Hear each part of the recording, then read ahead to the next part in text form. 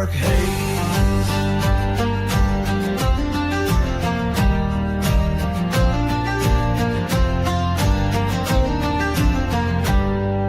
Ladies of the night with eyes of red, vampires in the alleys where good men dread,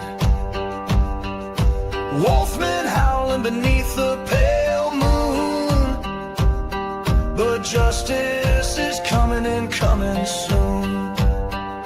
From saloons to graveyards where evil sleeps, they walk among us, secrets they keep, nightmare hunters with souls ablaze, cleaning up this town through the dark haze. Cryptids themselves, yet they stand tall against the darkness, answering the call for every lost soul, every whispered prayer. They fight for the light in the midnight air.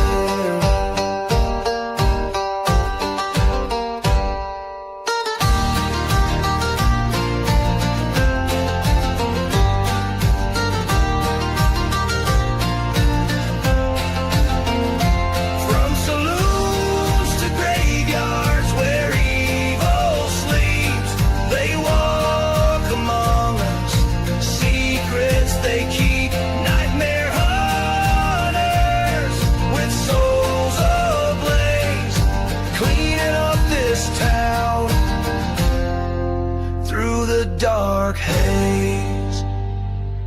The night is young, the hunt begins.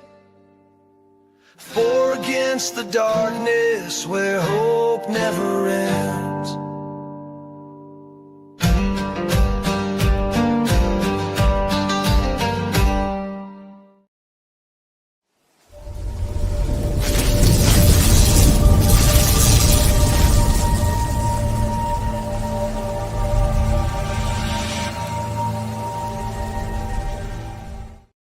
Good evening, folks, and thank you guys for joining us on another episode of the Nightmare Hunters podcast. I'm D.A. Roberts, and my co-host tonight is Robbie Jed Rains, coming to us from the mountains of South Carolina. Brother, how you doing tonight? Doing good, brother. How are you? I'm doing, as Doc could say, finer than frog hair split four ways. Unfortunately, Doc won't be with us tonight. He is a little under the weather. He's still fighting a pretty nasty cold. And Steve had to work tonight, but hopefully we'll have both of them with us come Saturday night. Doc, In between, under the weather, though? yeah, a little true. He's a little under the weather. Just a little feller.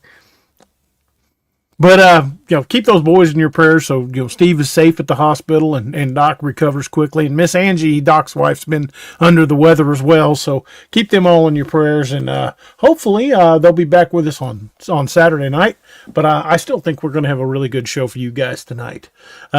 Big shout out and howdy to everybody. We've already got a whole bunch of people in the chat. Chat is just flying. I was trying to say hi to everybody while the credits were rolling, but I know I've missed a whole bunch of people. So if I didn't say hi to you specifically, hello everybody, and thank you guys for being with us. Tonight we are going to kind of go back where this kind of started for me and Steve. I'd already been looking into cryptids for years. But some of you will be familiar with this story and some will not. Because the last time we talked about this was well before we had 10,000 subscribers and certainly before we were with on X Network.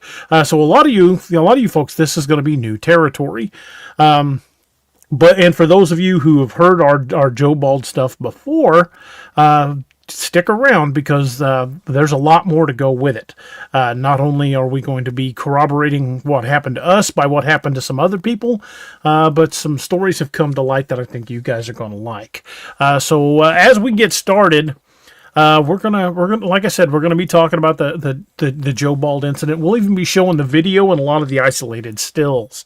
But the night we filmed at Joe Joe Bald, nothing really felt out of place. There was no sense of dread. It wasn't quiet. You could hear all the bugs and everything. We didn't feel like we were being watched. It was back in the fall of 2018. The air was cool. The leaves were dry. It was kind of the night where the woods just felt empty, but in a peaceful way. I mean, that would have been that night we were down there with me and Steve and my wife and his wife. We could have just pulled up a couple of chairs and fished. It was that kind of comfortable of a night, which is unusual for Joe Bald, as Robbie can tell you. Steve and I were both armed. I was still a cop at the time. So I've been in worse places. I've been in much darker, rougher places, definitely more dangerous places than that night at Joe Bald felt.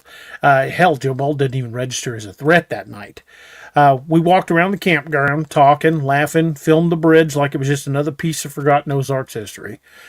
Steve even stepped off the trail at one point to take a leak on a tree. And that tree would become very significant not long after that. Just a normal night in the woods. I mean, it wasn't anything. We didn't see anything. We didn't hear anything. We didn't feel anything out of place. And afterwards, we wrapped up, jumped back in the van because my wife and Steve's wife never got out of the van. After we finished filming, we jumped in the van. We drove into Branson and had dinner. We went to Outback Steakhouse in Branson, had a good dinner. Didn't think anything more of it. Footage set for about a year. We posted it to the YouTube channel. Kind of forgot about it. All the footage that we were shooting. Thank you, Moonchild. Appreciate you sponsoring the channel. But the only reason we were there shooting footage in the first place is I was shooting background footage for promotion for the release of Lakeview Man, which would come out just about a year later. At that time, I was still researching Lakeview Man. I was still putting in locations. But that night was there. We were just shooting a promo just to show people what Joe Bald was for Lakeview Man. We had no plans of going down there to find any kind of cryptid. We weren't down there looking to get into anything. We were just shooting some basically B-roll footage. And it sat. We put it on the YouTube channel, and it sat there for about a year. We'd kind of forgotten about it. Then one night I was on another podcast, and we were talking about the books. And they said, "Do you got any promo videos?" I said, "Oh yeah, sure, absolutely." And I sent him the video, the Joe Bald video, and we played it on the show while we were talking about my books. And a fella in the chat, he goes, "Hey, I hate to interrupt you guys, but something just moved behind you." And I'm like, no, I've watched that video about 1,000 times. There's nothing moving on that video. I've watched it. And he goes, "No, I'm telling you," and he even gave us a time index. He said, "I'm telling you, at this time index," I think it was 32 seconds or something like that, something behind that tree moved. So we paused the show. We paused it right there. We stopped talking about the books, and we scrolled back on the footage right there on the show, and we watched it again. And guess what? Something did move. It was so fine in the background because we were just shooting it. Hell, all we did, well, it wasn't this same phone, but it was shot on an iPhone 3. Robert, thank you, man. Thank you for supporting the channel. That little video was shot on an old iPhone 3.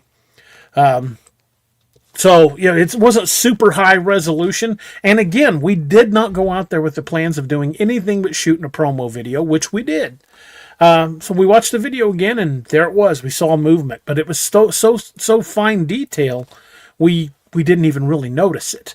I mean, you could see it, but you could see something move, but you couldn't tell what it was. It kind of looked like a head. So, and ironically, it was sticking out from behind the exact tree that Steve had peed on not 10 minutes before that. Probably not even that long, maybe 5. So I send this video off to a couple guys I know who do video analysis and have them go over it and start seeing what they can find, what they can pull out. In the meantime, thank you for the super chat there, Robert. Appreciate it, man. Thank you so much. Thanks, Robert. So, meantime, me and Steve and another buddy of mine named Josh went back out to Joe Bald. And we went to the exact tree because we knew right where it was because of the position of the bridge. We just looked at the video on the phone, found the exact tree, and went straight to it. Not only were there no branches low enough where it could have been something sitting on a branch looking at us, there was no trees close enough behind it that it could have been in that tree. The only other tree that was close to it was like this little scrub pine that sat low to the ground.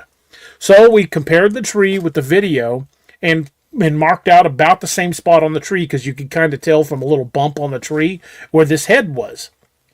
So we measured that spot to where about that we thought the head was, and it was between 9 and 9.5 feet off the ground. And in one frame, it looks like it's got its hand on the tree.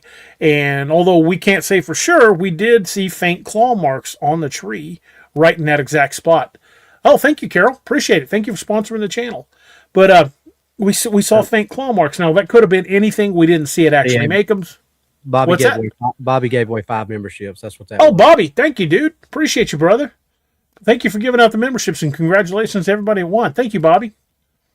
Sorry, didn't mean to interrupt you. But Oh, no problem. No problem at all, dude.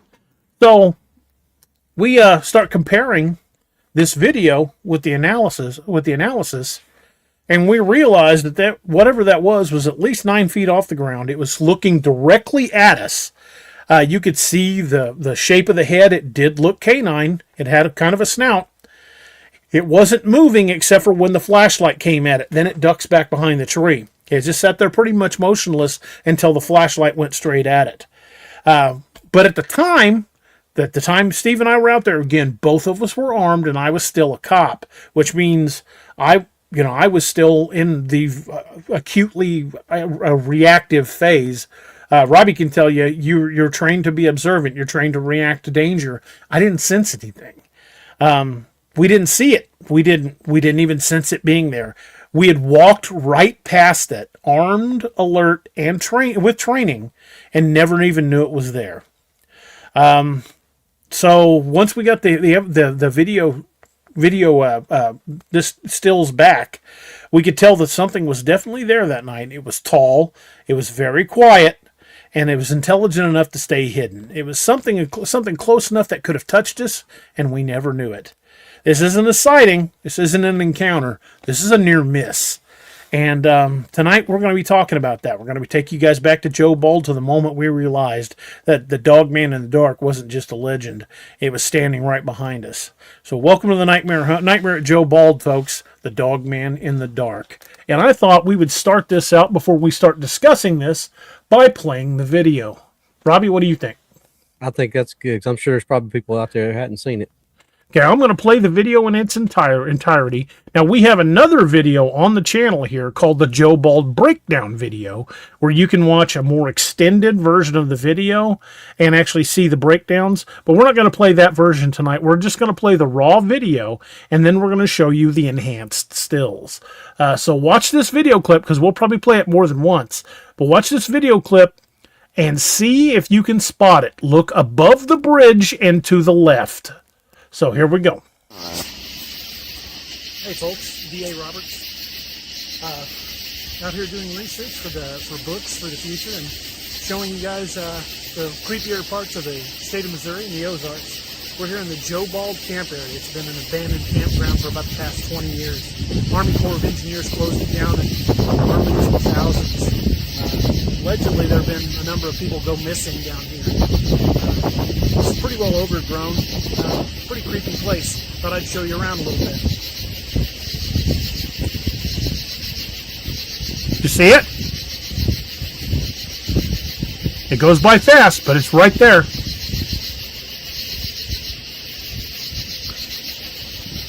We're here near Table Rock Lake. You can see the lake through the trees. Lake's up actually pretty high. Hear a lot of night sounds tonight. I don't hear anything out of the ordinary. Did you see it, Robbie? I know you saw it because you know right where to look. Now I'm going to play that again, and when I turn and shine that flashlight into the woods, there's that little concrete bridge with the bars. Look above and to the left, and you will see something with its head out behind a tree. And it's pretty small, so you got to look pretty close. But watch it, and as that flashlight trails over it, you see it will just kind of like back behind the tree, like it does not want that light in its face. So here we go. I'm going to go and hit it again. Hey folks, D.A. Roberts. out here doing research for books for the future and showing you guys the creepier parts of the state of Missouri and the Ozarks. We're here in the Joe Bald camp area. It's been an abandoned campground for about the past 20 years. Army Corps of Engineers closed it down in the early 2000s. Allegedly, there have been a number of people go missing down here. It's pretty well overgrown. Pretty creepy place. Thought I'd show you around a little bit. If you pay attention, you'll see a lot of extra eye shine, too. Did you see it that time?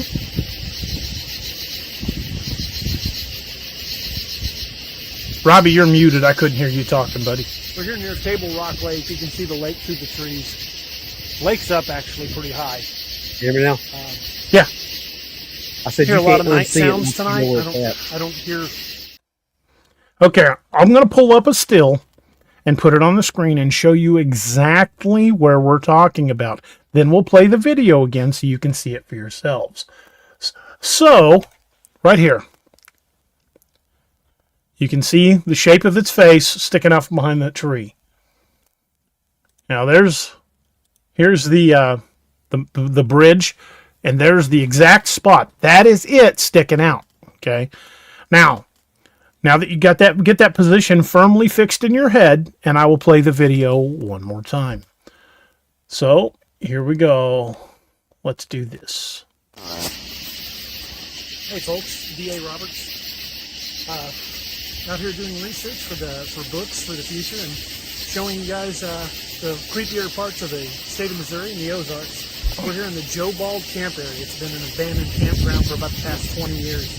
Army Corps of Engineers closed it down in the early 2000s. Allegedly, there have been a number of people go missing down here. It's pretty well overgrown. Pretty creepy place. Thought I'd show you around a little bit. There it is.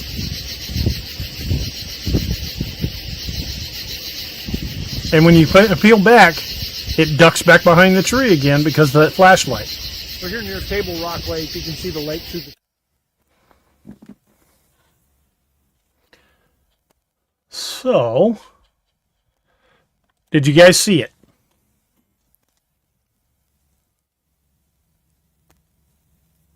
Knightley says, DA Monster Quest is making a new season and there's an encounter from the Land Between the Lakes. Awesome. But did you guys see it? Did you guys actually see it? Okay. Well, this is one of the enhanced stills.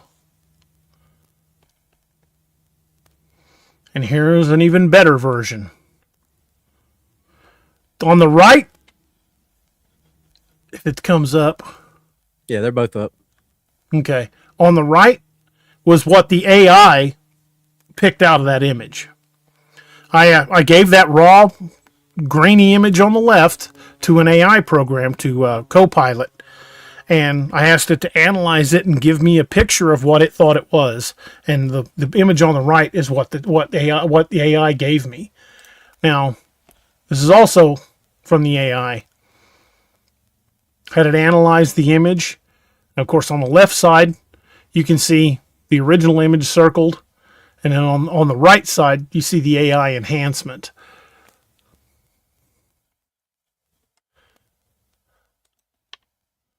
And this one cleared it up just a little bit, but you can see its hand on the tree.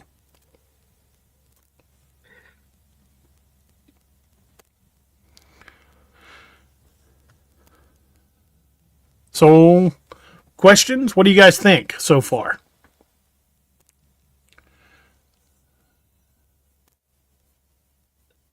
That the whole time that he was filming you and you had your back, that thing was sitting there watching you. It was close. And I know this is kind of hard to tell from this image. I know it's kind of hard to tell, but that's really not very far. I mean, it's maybe 20 yards. Maybe. Yeah. And from that bridge to that tree, because me, DA, and Noah, the first time I went down there, we walked from that bridge to that tree. DA, you were probably standing, I'd say 10 feet in front of that bridge, maybe at the outset, 10 feet. You may have even been closer than that. But from that bridge to that tree is only another 10 feet. So that thing was well within striking distance. If it wanted us, it could have got us. And Steve and I were both just carrying little 9mm. I had a Glock 17 on, and he had a Glock 26 on. So even if I'd have gotten the draw, I don't think I'd have done much more than pissed it off. But this is another still from taken as the flashlight. Flashlight was panning back, and there you can just see part of its head as it's ducking back behind the tree. If you look real close right there, you can see one eye and the side of its head.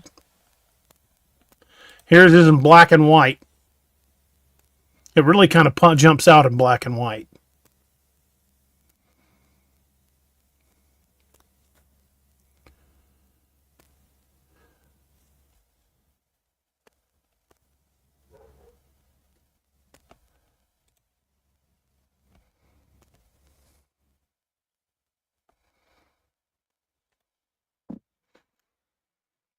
So, now that you guys know what you're looking at, I'm going to play the video one more time, just up to that point, and see if you can spot it in real time. Because once you spot it, once you know it's there, like Robbie was saying, you really can't unsee it. Hey folks, D.A. Roberts. Out here doing research for books for the future and showing you guys the creepier parts of the state of Missouri and the Ozarks. We're here in the Joe Bald camp area. It's been an abandoned campground for about the past 20 years. Army Corps of Engineers closed it down in the early 2000s. Allegedly, there have been a number of people go missing down here. It's pretty well overgrown. Pretty creepy place. Thought I'd show you around a little bit.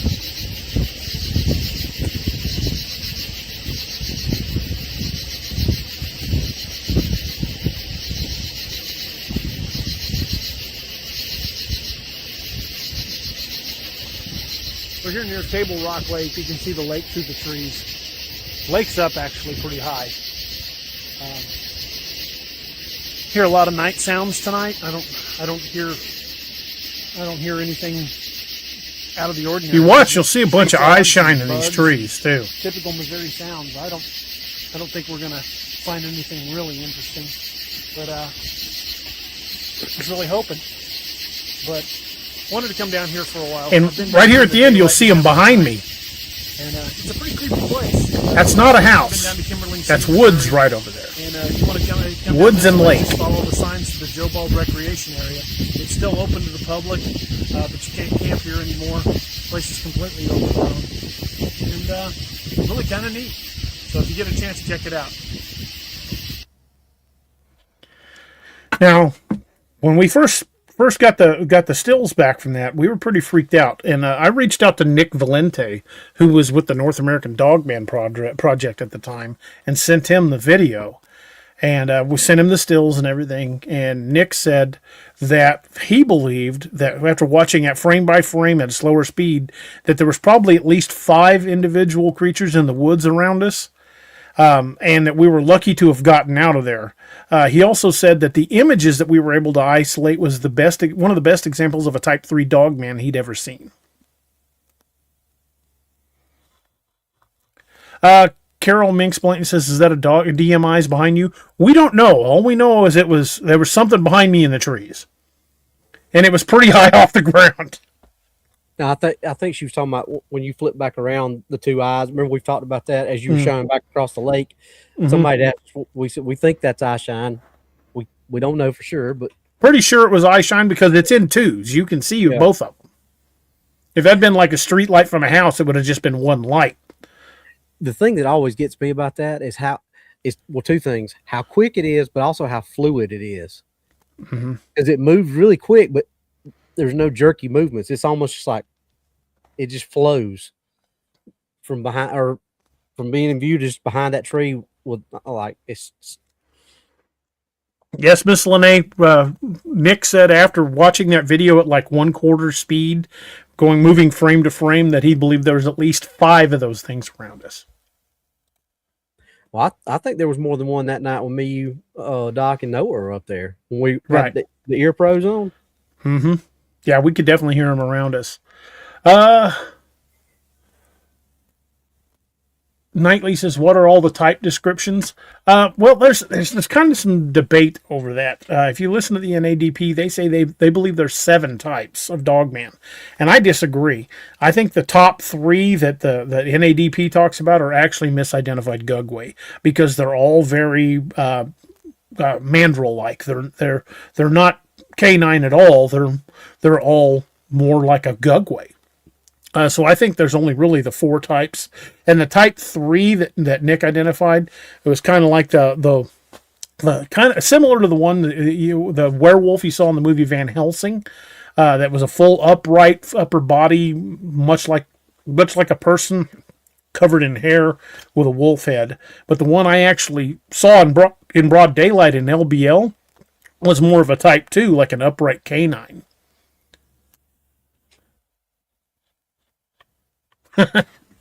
Northwoods, if you put glasses on a type 3 variant Dogman, it would look like my ex. Renewed Crocker, yeah, they do say 7 types, but I personally think it's just 3. I think it's just 4. I think the 3 that they consider as Dogmen are actually misidentified Gugway. So I think it's just 4 types: the hyena type, the upright canine type, the Dogman type, and kind of the throwback type. It looks more like a wild animal that's just on its hind legs.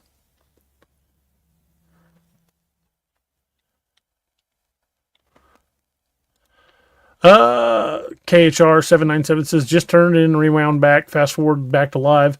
Y'all ran into a crawler or a pale demon? We think it was a Dogman. Just from the shape of the head, the ears and the snout, we think it was a Dogman. I'm not putting this as any kind of definitive proof or claiming 100% that's what we saw, but it is very difficult to explain what that was. To kind of continue on where we were going with that night, again, we filmed that and did not know it was in the image for a year. The air temperature was cool. It was late fall. Leaves were dry. It was a peaceful night.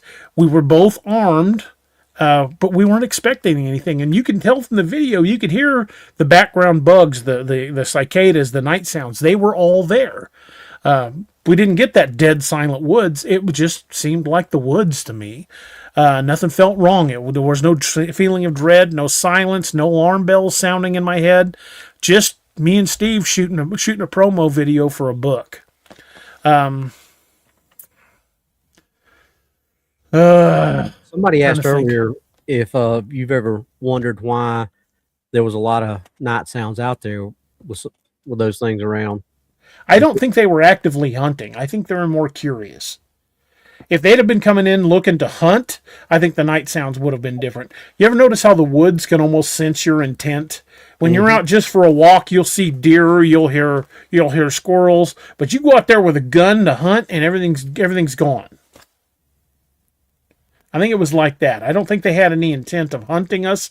I think Steve peed on a tree and they wanted to know who the hell was in their territory. Kind of like somebody doing a Dogman howl in Bigfoot territory.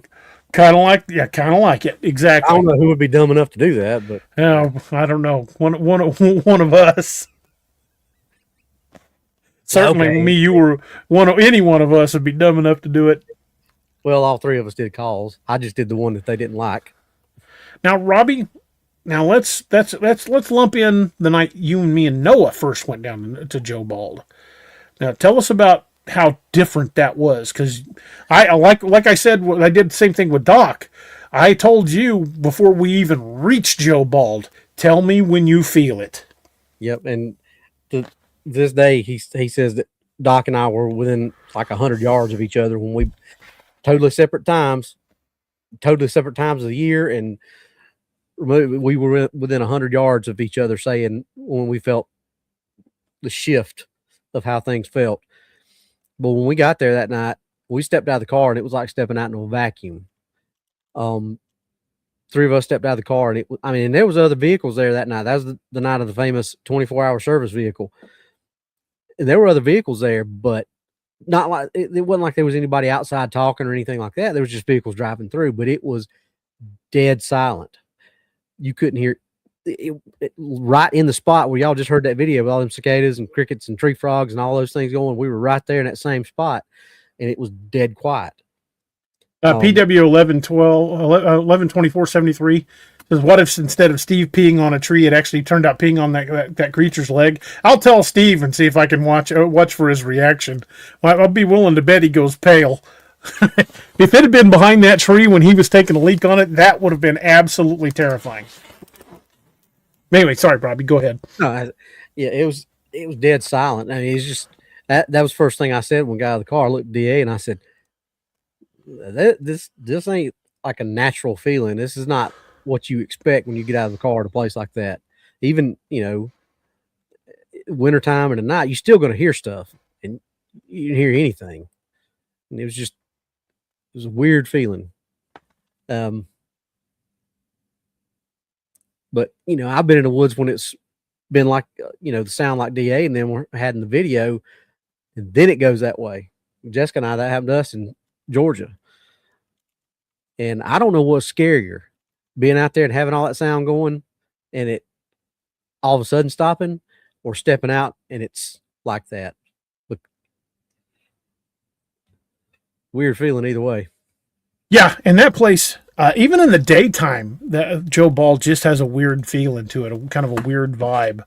Well, even Collins Ferry was like that when we went back over there during the day. It still felt off. Yeah, it still felt off. But that's the funny thing is that first night that Steve and I went down there, we didn't feel any of that. Well, think about though, when me, you, and Noah went back over when we were going to try to video us walking around. Mm-hmm. We both talked about how it felt totally different than the last time the three of us were there. It just felt like a normal place that night. Kind of like the same feeling you and Steve had the night y'all were down there. And I think that was the only time that we've been to Joe Bald that we didn't actually see anything really out of the way. It just felt like a normal place at that time. And then fast forward a day or two, we have what happened at Combs Ferry. So yeah.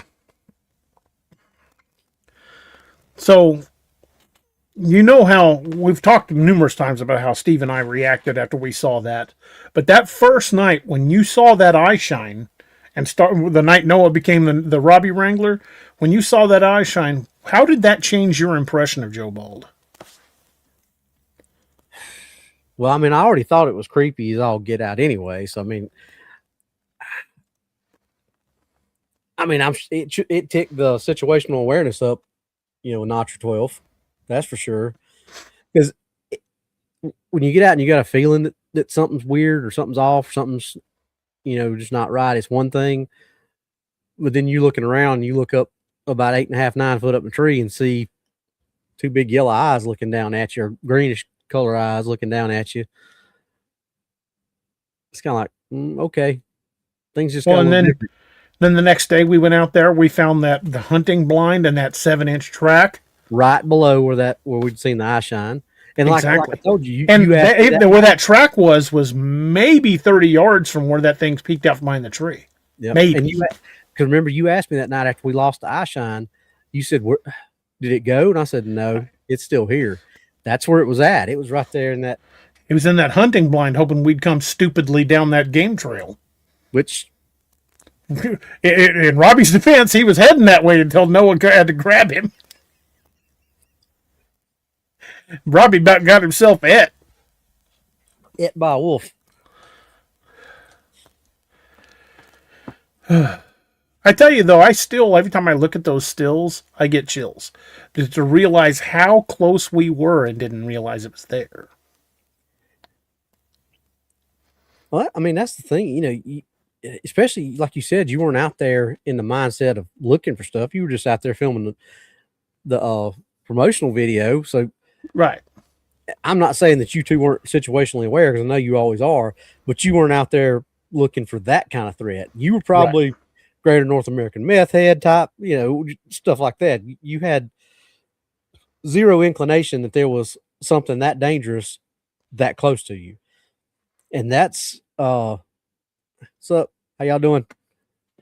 Thanks for being here, guys. That's in itself is terrifying, that thing, can get that close to somebody who is a certified police officer who has spent his life as a police officer in the military, been in the woods all your life, and it got that close to you and didn't even make the hairs on the back of your neck stand up because it was being that stealthy. And for something that big to move that quietly, that's kind of unnerving. Because at one point, Steve and I had to have been within 10 feet of that thing and never saw it. Think about that night we were out there with those ear pros. We would have never heard the things we heard off beside us moving around and trying to flank us if we'd not had those ear pros are worth their weight in gold out in the field. Oh yeah, but we would have not known that we were being flanked that night. Right. Yeah, we never would have heard them moving through the woods, but those things amplify sound so good. We were hearing every twig break.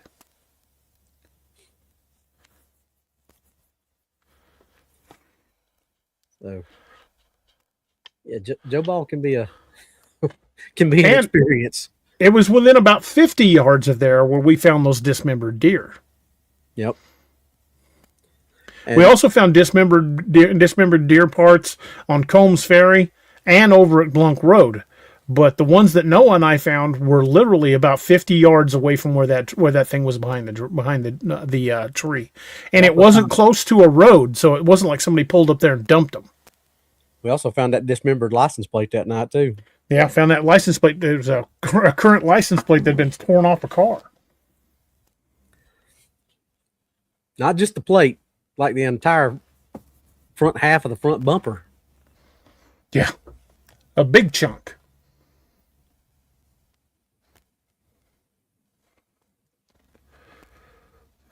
But I tell you though, that incident when we went down there to film for Lakeview Men is what kicked off our whole exploration of Joe Bald. Because like I said, I'd already been looking into cryptids for decades, but it really got me to examining Joe Bald and the other campgrounds around Table Rock Lake, and it really, what we've experienced there helped formulate a lot of the theories we talk about on the show today. Yep. So Joe Bald is really kind of that pivotal moment for us. Ground zero, so to speak. Yeah, ground zero. But the really crazy part about all of this is we're not alone in our experiences in Joe Bald. There are lots of stories, and if y'all remember correctly, I told you when I first started researching Joe Bald, we found at least 8 references of people who had gone missing in or near the park. And then they all disappeared. Well, while researching this show, I discovered why. Because instead of classifying them as missing persons, they've all been classified as missing fishermen, which does not carry any connotation of a cryptid involvement. Despite some of the stories we're about to tell you, which are fairly obvious that they didn't just go in the lake and vanish. So we're going to talk about some other incidents, and let me tell you, I'll explain a little bit about this. We're doing a few episodes or a few references tonight, but this is nowhere near all of them. These are some of the more interesting ones, and the show that we're going to be doing Saturday night kind of ties into this show because the incidents that we're going to be talking about on Saturday night are just across the lake from Joe Bald. Literally 100 yards away across water. But Table Rock's deep. It's deep water and it's cold. And I think 180, 190 feet, somewhere approaching 200 feet is in her deepest part of her channel, which is down by Combs Ferry. Right there by the bridge, by the dam. But the rest of the lake is still deep. That is a lot of water out there. And there's ghost towns at the bottom of that lake. There's all kinds of stories about weird stuff around that lake, which makes sense considering Table Rock Lake has over 750 miles of shoreline. It's a big lake. But, if you ever find yourself down in the Kimberling City area and you're heading down toward Table Rock Lake, you'll see the sign that says Joe Bald Campground. And if you decide to take that corner, if you decide to take that turn and go down there, just be careful, and I don't recommend going at night. But Robbie, do you want to start in on the next segment? Let's start talking about let's start talking about some of the other incidents. I can't hear you, Robbie. You're muted, brother. Every time you play a video, it mutes me and it doesn't turn me back on. Sorry. So are we at segment 2, the night fisherman? Is that where we're at? Yeah. Mm-hmm. Segment 2, the night fisherman. And the tall thing on the shore. He'd been fishing Table Rock at night for most of his adult life. He knew the lake in the way some men knew their own backyards. Every cove, every submerged stump, every place where the stripers push shad to the surface. But he avoided Joe Bald after dark. He never said why. Just, that place feels wrong at night. I concur. Yeah. One late September evening, the air warm, the water still holding the day's heat, he drifted towards Joe Bald Peninsula anyway. The lake was glassed out, not a ripple except for the faint V-wake of his trolling motor. The stars were bright enough to reflect off the water like scattered coins. He cut the motor and let the boat glide. That's when he noticed the silence. Not the usual quiet of a late night on the lake. This was total.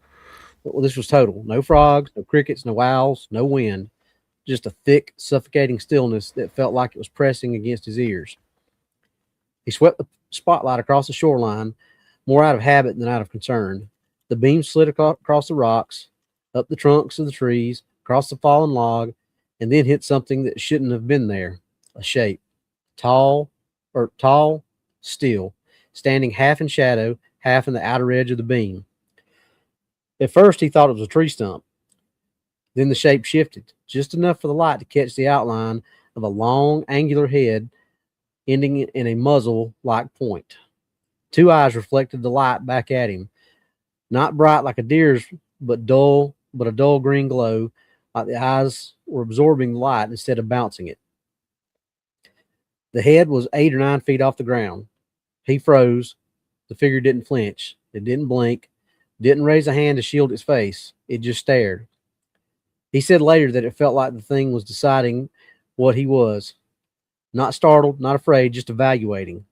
Then, without turning, the figure stepped backwards into the trees, not stumbling, not brushing against branches, just a smooth, controlled retreat. See, just like I said, it's smooth and fluid and fast. It was like gliding. Did I not even use that exact terminology? It was like it was gliding. It's not bouncing like a person does. It's just very smoothly walking. Which again is just like we're taught to do when you building clearing. Keep your weapon steady and your body from bouncing. The moment it crossed the edge of the light, it vanished. It crossed out of the edge of the light, it vanished. No sound, no movement, no brush crack, nothing. He snapped the spotlight off immediately, instinctively, because he suddenly the white cone of light felt like it made him too visible. He crouched in the dark, listening to the silence, feeling the weight of something on the shore watching him from just beyond the reach of the light. He never fished Joe Bald again at night, or never fished at Joe Bald again at night. So his height estimation from the shoreline was that it was about 8 to 9 feet off the ground. Mm-hmm. He also noted that it had the calm behavior of a predator, not, like a deer with, that typical deer in the headlight stare. The silent retreat, which, we've talked about, how closely, and also for your standpoint, this really comes close to your and Steve's encounter. And to some extent, our encounter. Well, yeah, when you and I saw it down there, it was not we didn't hear it stepping in the leaves, and when it moved, It was just like you said, it just glided through the woods. Yeah, it was just there 1 minute and just slipped away silently. Yep.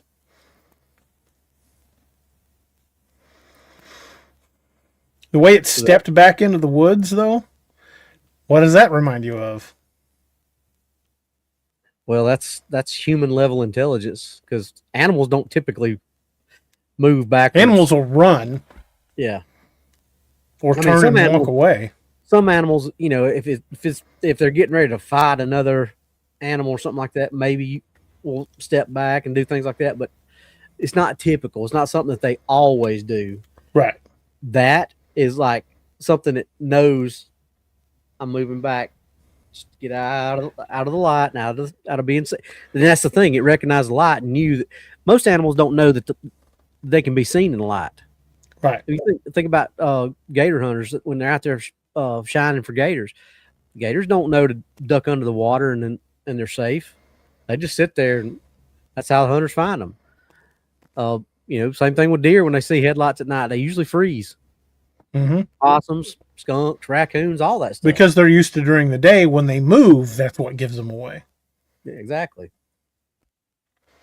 But, just like in that video that we shot where it's leaning out behind the tree, when I played that flashlight back, it very smoothly just went right back behind that tree. No jerky movements, no suddenly panicking, just a very smooth, controlled motion. What was the line in Shooter? Slow is smooth, smooth is fast. That's right. I had an instructor used to tell us that all the time. Slow is smooth and smooth is fast.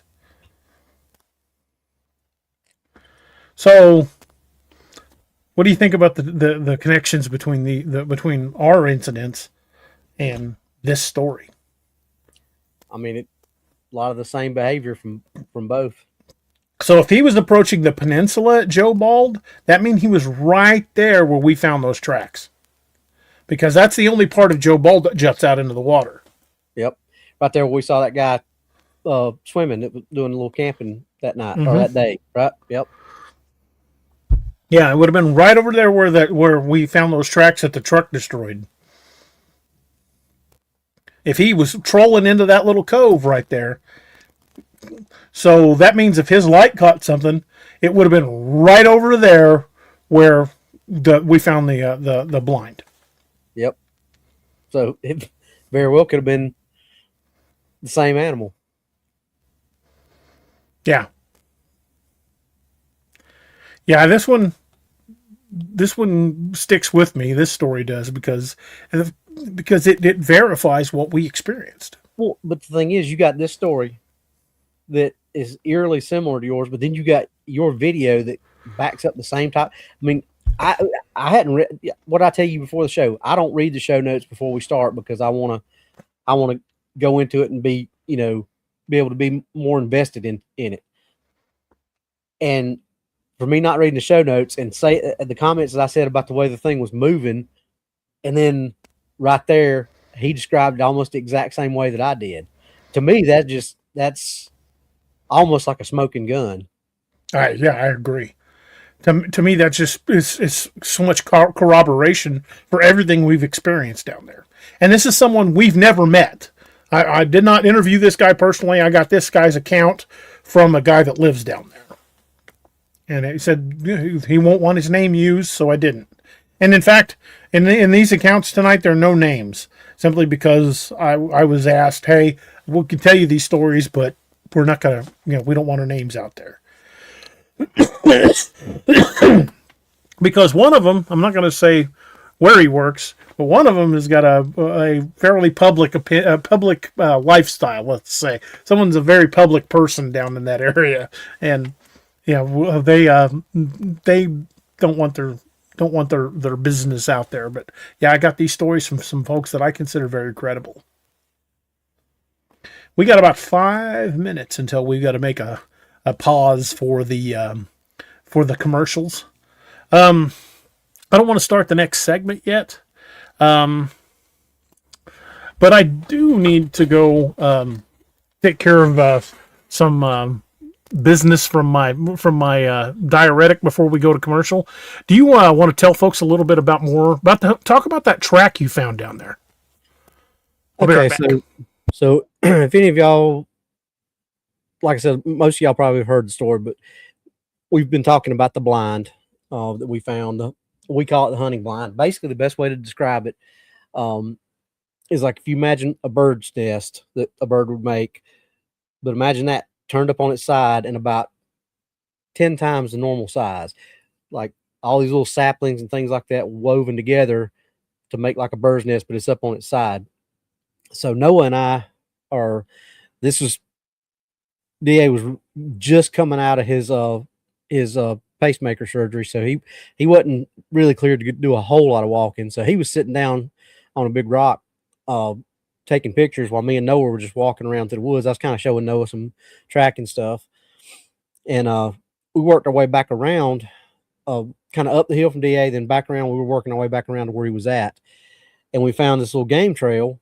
And as we cross over a fallen log, I look up and I see this hunting blind basically, and it's right off the trail, right next to this little game trail. And so me and Noah go over and start looking at it, and I'm like, "Go get your dad and tell him to come over here and look at this." So Noah goes and gets DA. He comes back over, and I get inside the thing at this point, and I'm down on my knees, and I stretch my arms out the side, and I probably had about 1.5 feet on each side, at least, and couldn't touch it. And then I reached up, and I've got long arms. I've got really long arms and big hands, and I reached up as high as I could. Like I said, I was on my knees, but I still couldn't touch the top of how big of an area it was. So I tell DA I'm wearing a black hooded sweatshirt, green camouflage pants, and a ball cap, my Dark Angel medical ball cap. I told DA, I said, "Hey, walk back up that game trail about 20 yards and turn around and start walking back down here and tell me, stop when you can actually see me." Well, he goes about 20 yards up and turns around, and he's like, and knew where I was at, knew exactly what I was wearing and exactly what to look for. Couldn't see me.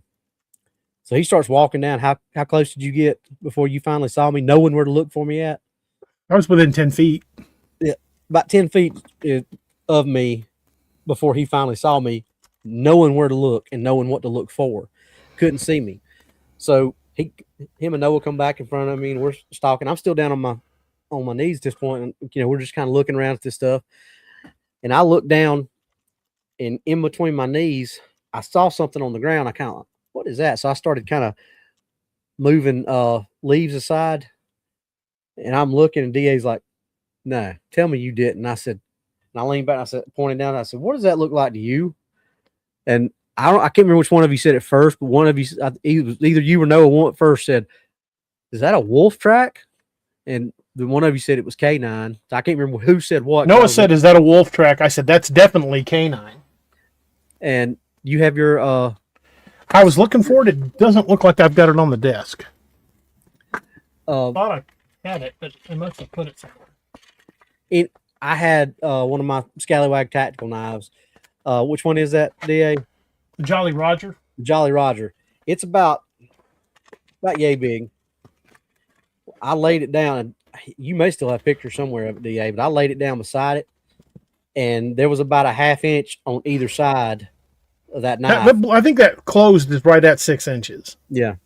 So that track was bigger than that Jolly Roger's closed, and probably about that big around, maybe more, but easily that big around. Yeah, it was about the size of a small pancake. I mean, it was a big track. And pretty deep in the ground. Yep. And to put that in perspective, from my right to my left is where we saw the eye shine, and it was about 12 to 15 yards back off behind me. So perfect. If that thing was standing over here next to this tree, because it kind of went up a little hill, and that's the way it came, was back to where we were at there. So more than likely that thing watched us. It saw us coming towards it. It slipped back down. It went over there, got in that little hunting blind, and it was waiting for one of us idiots to come walking by it. Robbie, it is time for us to take a quick pause to pay the bills. Folks, we'll be right back. If you want to top up your drink or stretch your legs or head to the bathroom, you've got a couple minutes. So we're going to take a moment to pay the bills and send some commercials out. So we will be right back.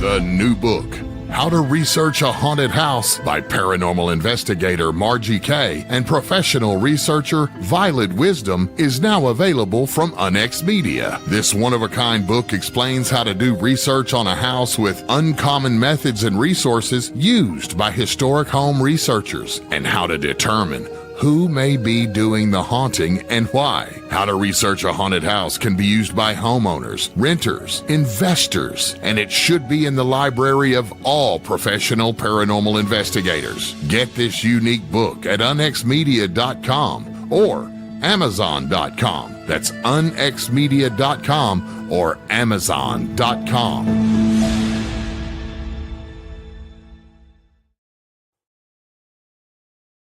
Hey everybody, this is Kerry Pocket Dot Davis from Dark Angel Medical, and you are listening to DA Ex Machina with DA Roberts. You may recognize me or some of my products from Dark Angel Medical in some of the Apex Predator, Lakeview Man, and Wild Hunt books, and you can get those products at www.darkangelmedical.com, along with training classes on how to use those products and save a life. Shoot us an email at info@darkangelmedical.com and be the difference. The Unex Network presents a health and wellness spiritually based brand of hemp-derived CBD products made by Hopewell Farm in Harrogate, Tennessee. We apply our Cathara energy work with all of our plants and products. Our products made in small batches with only 2 ingredients of pure hemp, full-spectrum crude oil, and coconut-derived MCT oil. Third-party lab tested for potency and legal THC levels with 6 strengths of 1 ounce oil to choose from. Know what you're buying and get what you pay for from Hopewell Farm. Applied directly to a specific area, Hopewell Farm topical salve in 1 ounce and ½ ounce sizes made with pure hemp crude oil, comfrey extract, and all natural ingredients. Find the Hopewell Farm link and coupon code on the Unex Network website at unexnetwork.com. That's unexnetwork.com. In a world where monsters still walk the earth, one author dares to face them. From the brutal cryptid horror of the Apex Predator series to the Ozark legends that stalk the night in Lakeview Man, from the elite warriors of codename Wild Hunt to the relentless investigations of the Nightmare Hunter and the frontier terror of Dark Frontiers. When the Dead Rise, the Ragnarok Rising saga unleashes pure zombie apocalypse fury. And across the stars, war rages in the Lost Legion and Man's Marauders. And in the realm of myth and steel, the world of Vanguard calls to those born for legend. Cryptids, zombies, sci-fi warfare, epic fantasy. This is the universe of D.A. Roberts.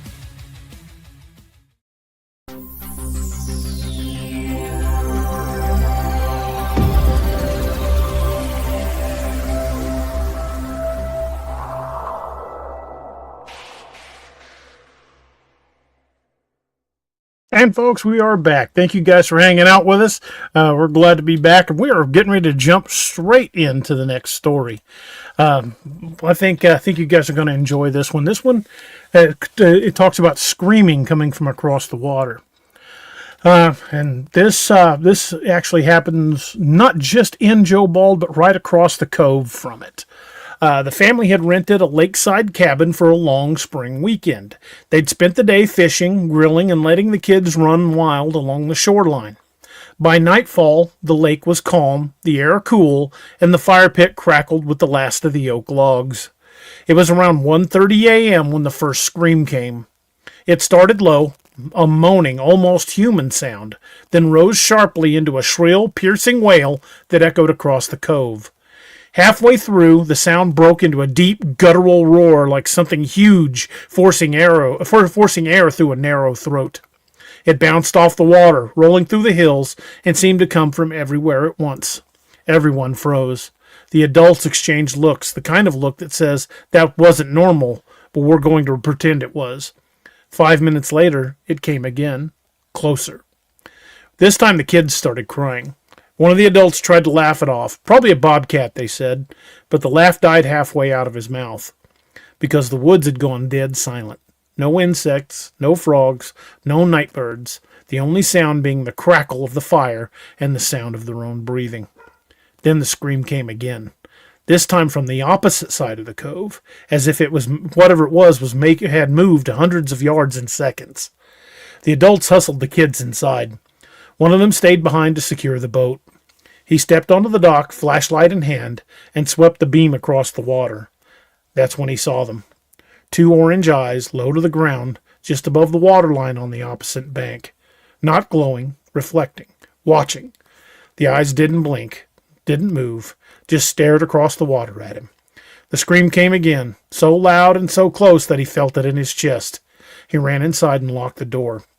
The screams continued for nearly an hour, moving from one side of the cove to the other, as if something was pacing the shoreline. In the morning, no one wanted to talk about it.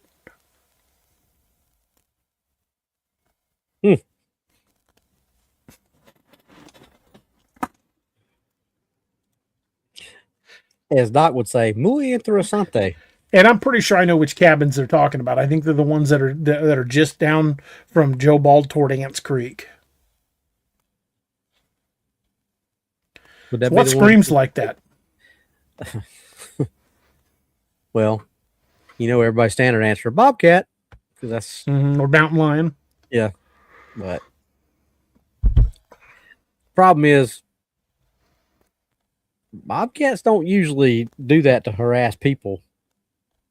They just squall and holler amongst themselves. Yeah. Usually, if bobcat's screaming and you get in the woods around it, 9 times out of 10, it runs off. Dorothy, it all started around 1:30 a.m. when this first scream came.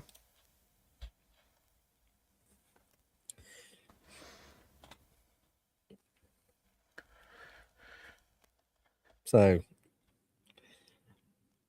short answer is, I don't know. Maybe a dogman. Yeah? Maybe a Bigfoot. Who knows? I mean, we've heard of them mocking screams and hollers and things like that. So This one, But it's not just a campfire story. This one, these kids were scared to death, and but it never came closer. If somebody was gonna make up a campfire story, I certainly could have done a much better job than that. But this one is creepy. I mean, who hasn't heard noises in the woods they can't explain? But for them to keep pacing and then making it like back and forth down the cove, I don't think it was moving that quickly. I think it was more than one of them. well, I was waiting for that to come out, and I was thinking that was what was going to be said. But that's my thinking in it. And this was not a visual sighting, just a terrifying vocal. Well, he said he saw eye shine, so technically that is a visual sighting. True. Mary Cole says Ozark Howler. Again, maybe. Since they didn't get a physical description of the creature, that's entirely possible. Because there was an Ozark Howler sighting just down the road at Blunk Road. And that would with the scream aspect of it, that would make more sense to me for it to be something like that.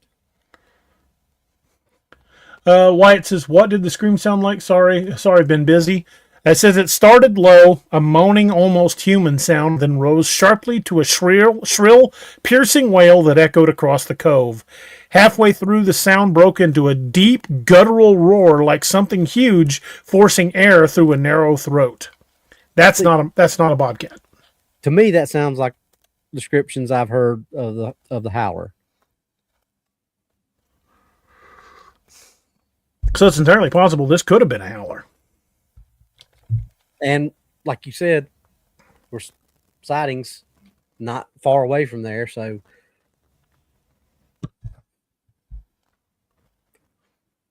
yeah. And Kimberling City, in that area around Table Rock Lake, is rife with all kinds of sightings. And the pacing back and forth all night, and, to me that just kind of fits more in that vein than it does any of the other stuff. Yeah, I'm kind of agreeing with you on with with you on this one, that this one very possibly could have been a howler.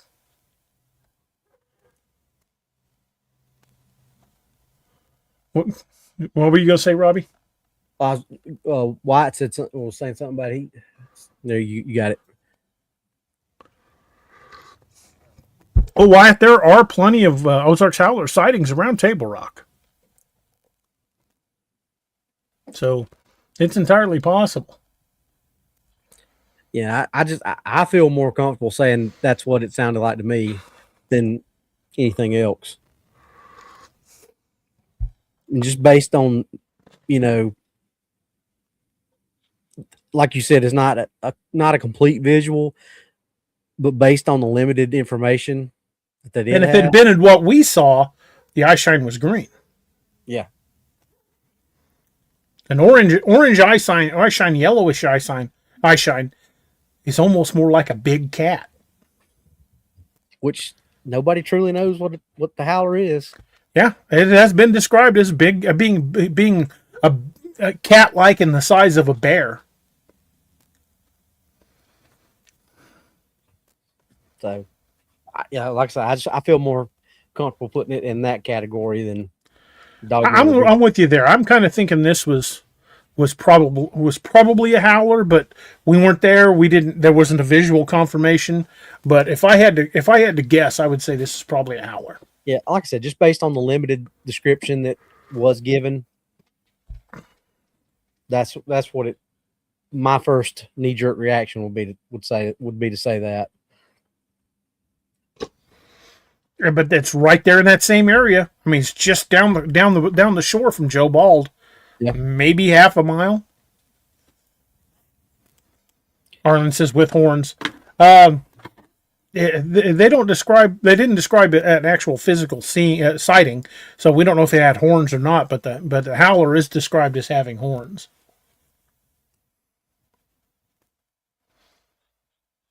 A Bob Bigfoot cat. Mary Cole says the howler in your book was the scariest. Howlers are pretty terrifying. Knightley says, DA, I changed my mind. I think it's an Ozarks howler after listening to an audio recording. Awesome. Toshi says, I wonder if the howler might be a relic population of a saber-toothed cat. People seeing that might be confusing its fangs for horns. Maybe. But the howler is always described as being dark colored, and saber-tooths were always like lion colored, like a fawn or a tan color. But there again, if it is like Toshi's saying, just throwing this out there, and it's in this area now, it's going to adapt, and its fur color may change. I mean, think about how different a grizzly bear's fur can look depending on where it's at. I mean, you can get grizzly bears that are almost, the color of that wall behind me, and then you can get some of them that, are the color of these blocks of wood. Blacks. Yeah. Yeah. I mean, and then some, with that silver on the hump. So if it is, and the fur doesn't necessarily rule it out of that, right. That's actually a pretty good theory. Yeah. The biggest saber-tooth species, the Smilodon populator, was the size of a grizzly bear. Yeah, so that's kind of fitting. PW, yeah, I believe the Beast of Bray Road was described as having green eye shine. And K. Bauer says, DA, I was watching a documentary. They were talking about an area y'all mentioned. Y'all went there, right? It's the same. If they're talking about DeMumbers Bay, then yeah.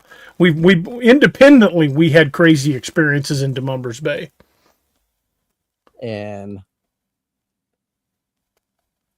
gonna have some collectively in the near future. Northwood says the deer in Michigan's Upper Peninsula have adapted to harsh winters and look like they're walking around on stilts. That's a regional adaptation. I mean, black bear is the perfect example of that. There's like 26 subspecies of black bear? Yeah.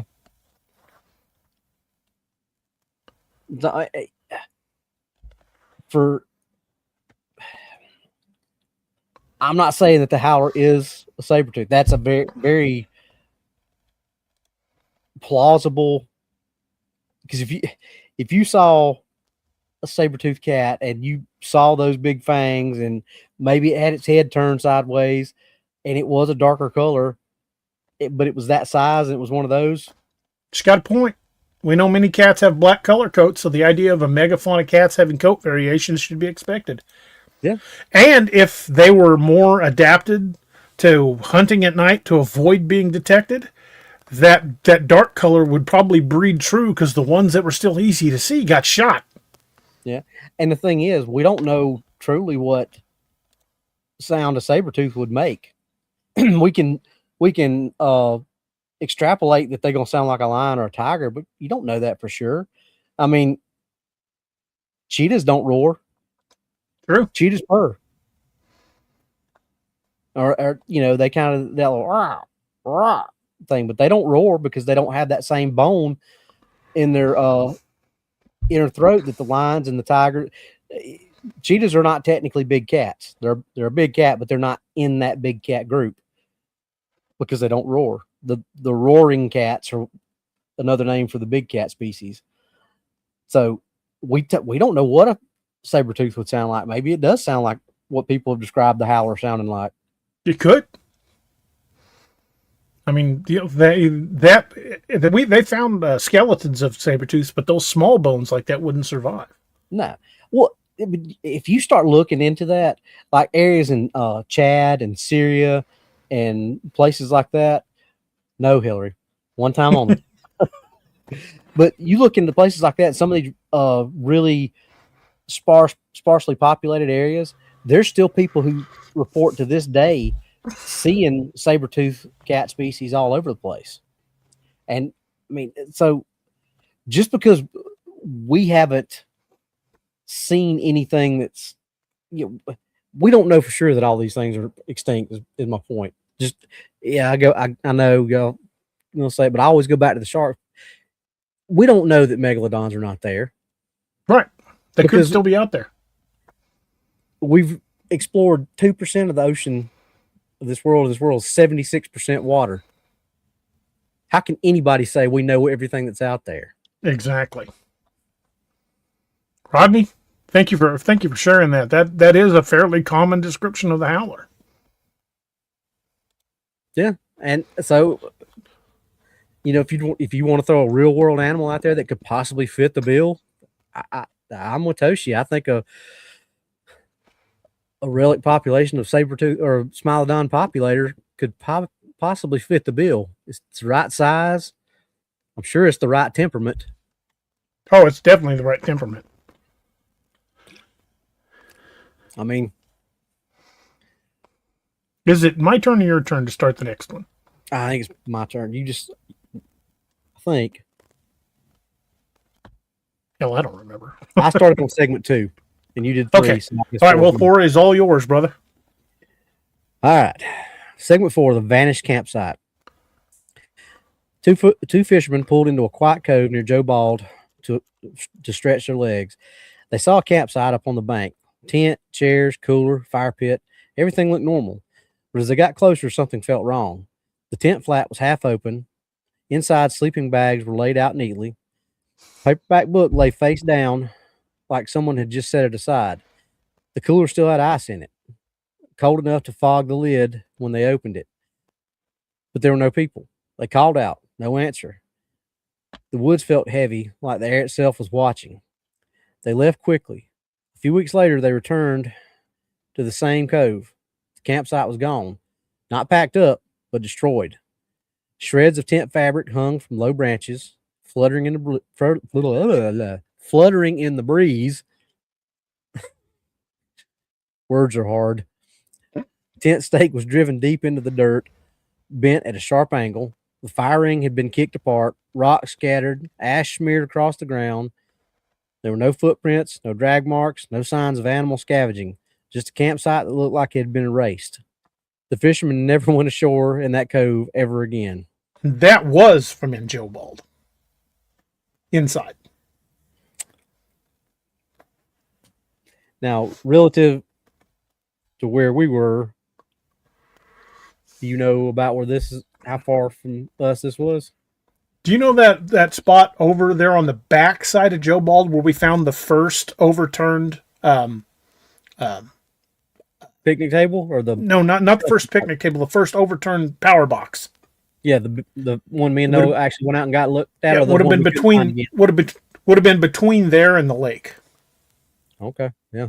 Well, that was about where we started seeing the destroyed picnic tables too in that area. Yep. Yep.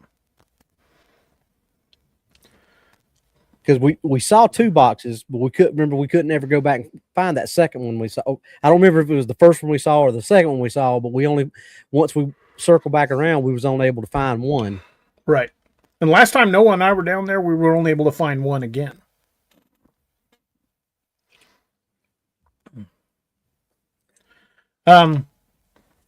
Weird enough that campground was abandoned like that with a book just laid over. Weird enough that was done like that, but then to come back and find shreds of the campsite, everything scattered, even the fire ring, that's not normal. Yeah. You know, raccoons and possums and stuff that were raiding the campsite would not scatter the fire ring. No, that's not. I mean, I don't even know why people would do that. Not that they would do any of the other stuff, but I mean,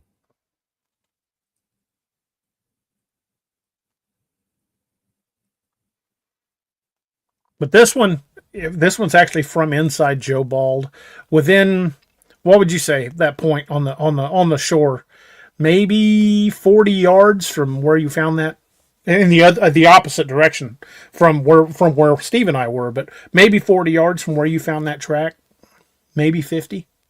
yeah, give or take. Just deeper into the woods. Yeah, I'm not far, especially for something that can move like these things can move. You know, translation about 5 feet for one of us, probably. Yeah. Cover that ground quick.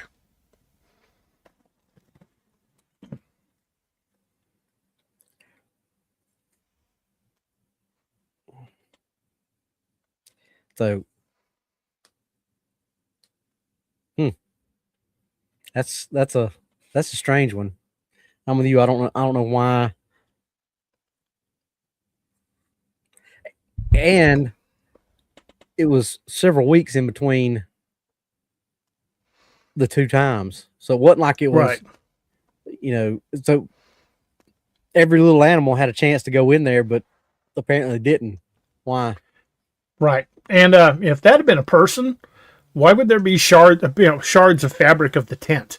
If it had been a person went in there, they'd have just took the tent. I mean, free tent. Why would you shred it? Yeah, it doesn't make any sense.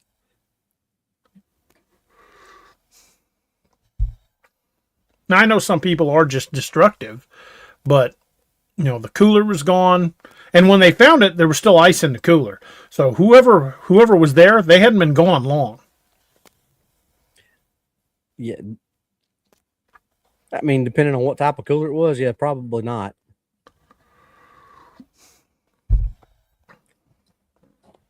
Well, I said the campsite looked like they just walked away. I mean, nothing out of place. So do you think the family had gone, whoever was camping there, do you think they'd just gone for a walk?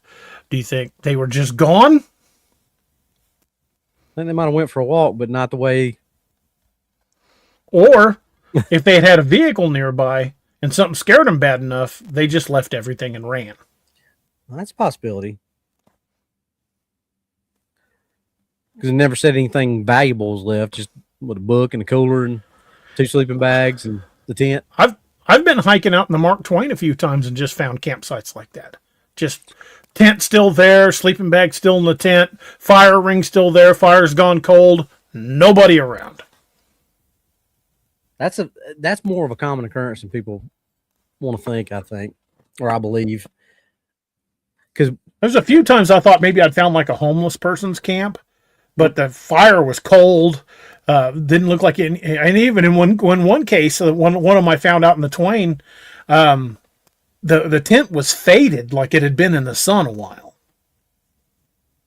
And it wasn't like a campsite that was on a trail. I'd been bushwhacking up a creek when I found it.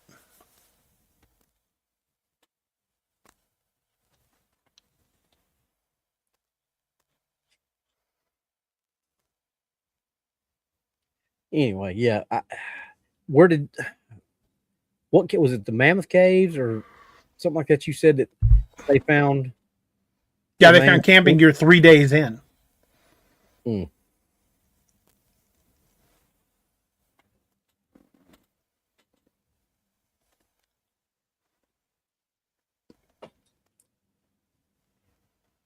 So, where we at now?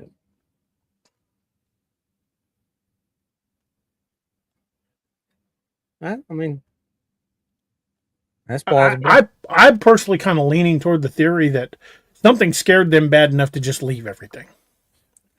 And then came back later and destroyed the campsite. Yeah. And if there was ice still in that cooler when those two fishermen found it, they hadn't been gone long. Mm-mm.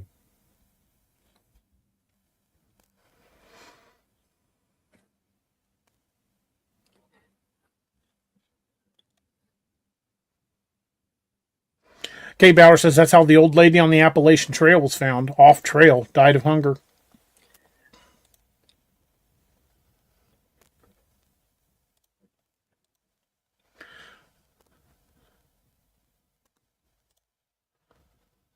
Oh, yeah, he was talking. Was that the one you were talking about? The guy was that you just flashed up. Yeah, I was fishing in LBL and saw one sneaking up on a couple that when they got out of their tent. Yeah, that was supposedly in the late 70s. I want to say 1978, somewhere around there. It was before the family that was killed in LBL. Oh, that was before. I thought that was after that. So that was actually before it. It was a few years before. That's interesting. I always thought that one was after that.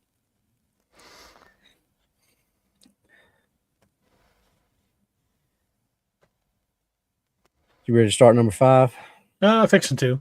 Lone Queen says, so what happened to the people? Makes you wonder if they are some of the missing. There are a number of missing fishermen. Boats found empty, campsites found abandoned, people who supposedly went down to the shore to fish and were never seen again. Because, when you're fishing a lake, you hook something on a 10-pound test line and it's going to pull you to the bottom. That just doesn't happen. Not in Missouri. It's not like you're going to hook a 1,200-pound shark and it pulls you out of the boat. And nobody around here fishes with strong enough test line to pull in anything but a big bass. Just a guy says, sorry, DA. Say DA are a fisherman part of the 411. Not that I remember reading.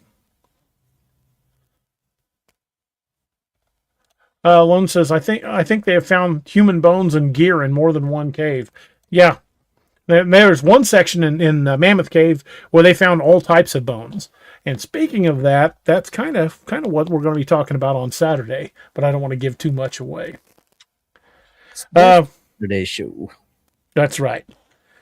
I'm going to start the next story. It's about a deer kill. This was a bow hunter who was hunting off the end of Joe Bald Road, which is over by the backside of the park. Robbie, when we would drive down to Joe Bald and we make that turn right there by that little church and it goes all the way up to the park? Yeah, we're starting to go up the hill. Right. If we went straight there instead of turning up toward Joe Bald, it winds around on the backside of the peninsula, and there's woods up there, and a lot of guys hunt up there. And this is where this story was. Didn't we? So it was only. Yeah, we did. There's another exit that goes out on that side. Right. Too. We just turned around and ended up going back out, but it's that exit where you make that little.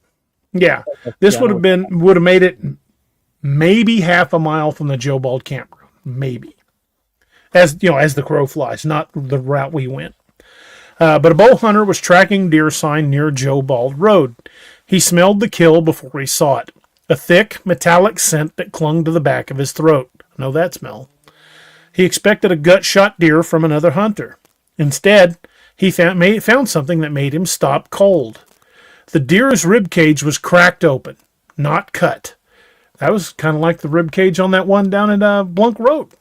Yep. The spine was snapped, not severed. Again, just like the one we found in Joe Bald and the ones we found on Blunk Road. The head was missing, but there were no blade marks. The neck vertebrae were splintered as if twisted until they broke. The ground and the carcass was disturbed in a tight radius, a violent struggle but contained, like a predator had pinned the deer and finished it quickly. There were no drag marks, no bullet holes, no signs of coyotes feeding, just raw, brutal force. He found impressions in the leaf litter, not clear enough to cast, but spaced like a biped, heavier than a man. He left the woods immediately. Over the years, similar stories have surfaced in that area. Headless deer, spines snapped, torsos torn open, no feeding patterns matching known predators. Our own discovery at Joe Bald fits this pattern perfectly. Because the dismembered deer that Noah and I found in Joe Bald, the head was torn off. I mean, you could tell by looking at it. It was torn off. The hide had been pulled off, much like you'd pull a glove off. It wasn't cut off. It had been just grabbed and ripped off the animal, and the legs were broken and twisted off. Kind of like the hide we found in Combs Ferry. Right. And everything we found down on Blunk Road. Hell, we found a deer head in the middle of the road out there in the middle of nowhere. Knightley says, DA, didn't a guy see a Dogman or Bigfoot swimming toward him? Yeah, that was actually, that happened just off of the shore in LBL. It was a story that we talked about a couple of times. There was a guy was fishing right at dusk, and he was trolling into this little cove and saw one sitting at the edge of the water. And when it saw him, it started into the water toward him. And he fired up the big engine and got out of there, and now doesn't fish on that side of the lake. I know a couple of guys who saw a Bigfoot crossing the river towards them. That was down at Blunk Road. Yeah. That was the night we learned a Doc can do a bootlegger's reverse in an SUV. Doc became stroker ace in a flash. Robbie, how long you been deer hunting? See, I'm 51, probably 35, 40 years. Now, in that story, he described the chest compartment being torn open. Not cut, torn. Do hunters do that? No. No cut marks, busted open. What predator does that?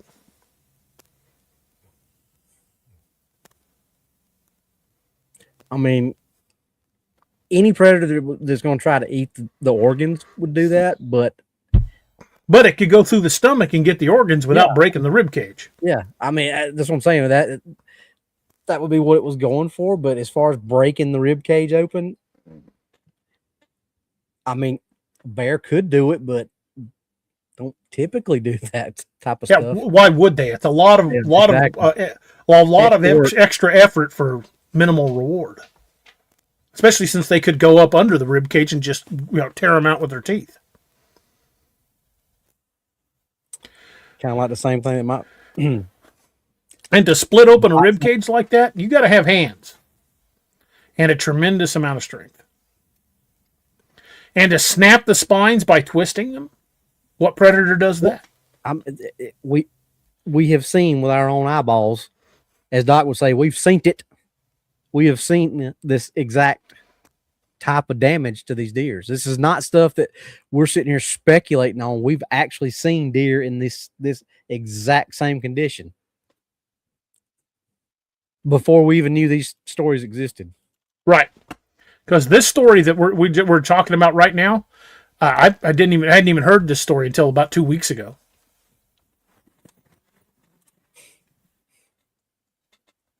Good night, Bobby.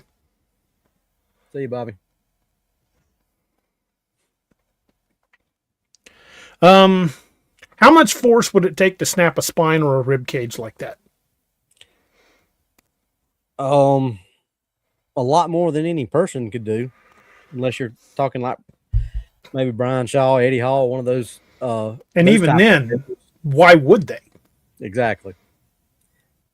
I mean, it's a lot of effort to get to organs that nobody's going to eat. Yeah. And when you open that abdominal cavity anyway, all you got to do is reach up, pull those organs out. Yeah. And black bears will eat meat, but they're primarily herbivores and eat berries and things like that. Now, they'll eat But they fish, will eat meat. But and they will. Yeah, they will. I mean, they're opportunistic about stuff like that. They're not strictly on that, but black bears, for the most part, survive on foraging. You know, roots, berries, small animals. You know, small things like. and if it come across a deer carcass, it would obviously take the opportunity to eat something. But a black bear is not not going to actively hunt and take down a deer unless it was, because number one, I don't know any black bear that's going to be able to run down a healthy deer. They're just not built for speed like a grizzly or anything like that. Doyle's got a good point. Bears usually eat their kill from the rear end up. Well, and the other thing, bears don't leave. Bears will drag a kill off and they'll bury it, so they can come back and eat it later. So what about the force required to remove the head by breaking? Not cutting, breaking. Because every one of those deer heads we found had been removed, not cut off, had been torn off. I believe Doc was quoted as saying immense force would be needed to do something like that. For a person to do it, you would almost have to chain the deer to a tree and then pull that off with a truck. Yeah, mechanical separation. Without using a knife. I mean, if you're going to try to just pull it off, ain't no person I know of who's got the strength to grab the neck bone and the head and rip them apart. Well, think about Steve when we were talking about the hide in the tree that night, when he was talking about, when he was talking through it and trying to talk himself through everything, and he said, that hide has been mechanically separated, which doesn't necessarily mean it was a machine that did it. It just mechanically separated means it took a great amount of force. And short of a tree alligator that did a death roll on that thing and ripped the hide off of it and twisted its spine or its legs and broke them off like that, I don't know what else could have done that to those animals that we've seen. CRJ, yeah, that does sound like something Bigfoot. Bigfoot would certainly be capable and possess the strength. Well, that's what. And another thing that on those carcasses we found, we didn't find claw marks. So whatever did it was not using claws.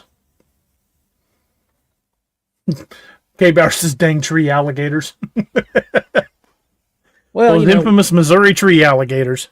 Yeah, they go after the Missouri tree trout a lot of times, but sometimes deer just get caught up. Okay, just to play the devil's advocate, what kind of animal could do that? What known animal could do that? Yeah, I mean, I would say a polar bear has the strength to do it. We don't get polar bears in Missouri. Well, you just said what type. Okay, well, let's say an animal that could, and whether or not it could possibly be there. So polar bear's out the question. A gorilla could do it. We don't get a lot of gorillas in the Missouri woods. Yeah, just like gorillas up the pine trees. Yeah, pretty much. I mean, honestly, Gator could. Don't get a lot of gators in Missouri. Yeah, not a whole lot of gators there. Our winters are a touch cold. Except for them Missouri tree gators. Missouri tree gators and Missouri tree trout. Yep. Grizzlies could, but the only grizzly sighting in Missouri in the last 100 years was in the northern part of the state, which would put it 6 or 7 hours away from here. So, but based on that, there has been a grizzly sighting in there, so we put that in the plausible category. Grizzly, but there would have been claw marks. But okay, grizzly theoretically could have done it. Yes, theoretically, a grizzly got the power and the strength to do that. But that's why I say plausible, not because they're. Okay, Bauer's got a good point. There was that gorilla that beat up Bobby Boucher. Yep, he escaped from the zoo and punched him in the eye. And as far as we know, the search still continues. But yeah, so a grizzly would be. Gingasan says says cougars, mountain lion. However, you mentioned no claw marks, but even then, I can't see them putting their paws on the neck and pulling the head off. No, I don't think a big, really big tiger or really big lion could do that. Well, they could crunch through the bone, but I don't. But there again, we would have seen puncture marks from the fangs, right? But if you just base it on sheer power, I don't think a cougar got the power to do that. Cougars are strong, but they're not that strong. Not to break the spine in what looked like a twisting break, and to just remove the head completely, just disarticulate the head, not with a knife. Think about it, and there again, I know that there are no crocodiles or alligators in Missouri, but just bear with me on this. And I'm not talking to you, DA. I'm just talking to everybody. Think about all the videos you've seen of them flipping their heads and dismembering or doing a death roll. This is the kind of damage we're talking about on these animals. Imagine that deer being inside a big gator or a big croc's mouth, and it doing that head whip and flipping parts off. That's what that head laying there looked like. It had been in the mouth of an alligator and twisted off, but there were no teeth marks on it. It looked like something grabbed the head and the neck and went.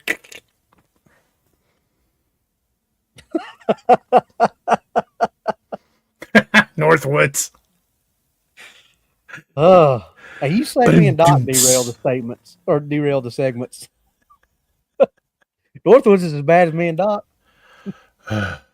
But that's the reason I bring up the crocs and the gators, is because of how you've seen them do that. That's the kind of damage that we're talking about on these deer. And it's hard to if you didn't see them, even in pictures, it's still hard to grasp the type of damage that we're trying to describe without actually seeing it. And it wasn't like we were going to pick up that deer head and put it in the road because the net would have killed us. Damn. But that's what I'm talking about. If you've watched any of those National Geographics or Discovery Channel shows and seen a big croc with a wildebeest in its mouth and whipping that thing off, and the body go flying with nothing but a haunch of a shoulder left stuck in its mouth, that's with it just everything just ripped apart. That's what this looked like. Okay, Robbie, I got a question for you and for everybody that's listening. For all y'all in the audience, I'd love to see your response to this question too. Here's the big question. Why? Why take the heads? They always take the heads. Always take the heads. But seriously though, why take the heads? I couldn't resist. Oh yeah, absolutely. I thought when you started that, I thought that's what you want me to say. No, why take the heads? Why would they bother? Well, they didn't technically take them. They just took them off and left it laying in the middle of the road. Okay. But Robbie, what was missing from all of those heads? The brains. And the tongue and the eyes. Soft tissue, yeah. And the like the soft palate. Mm-hmm. All of those soft pieces were gone.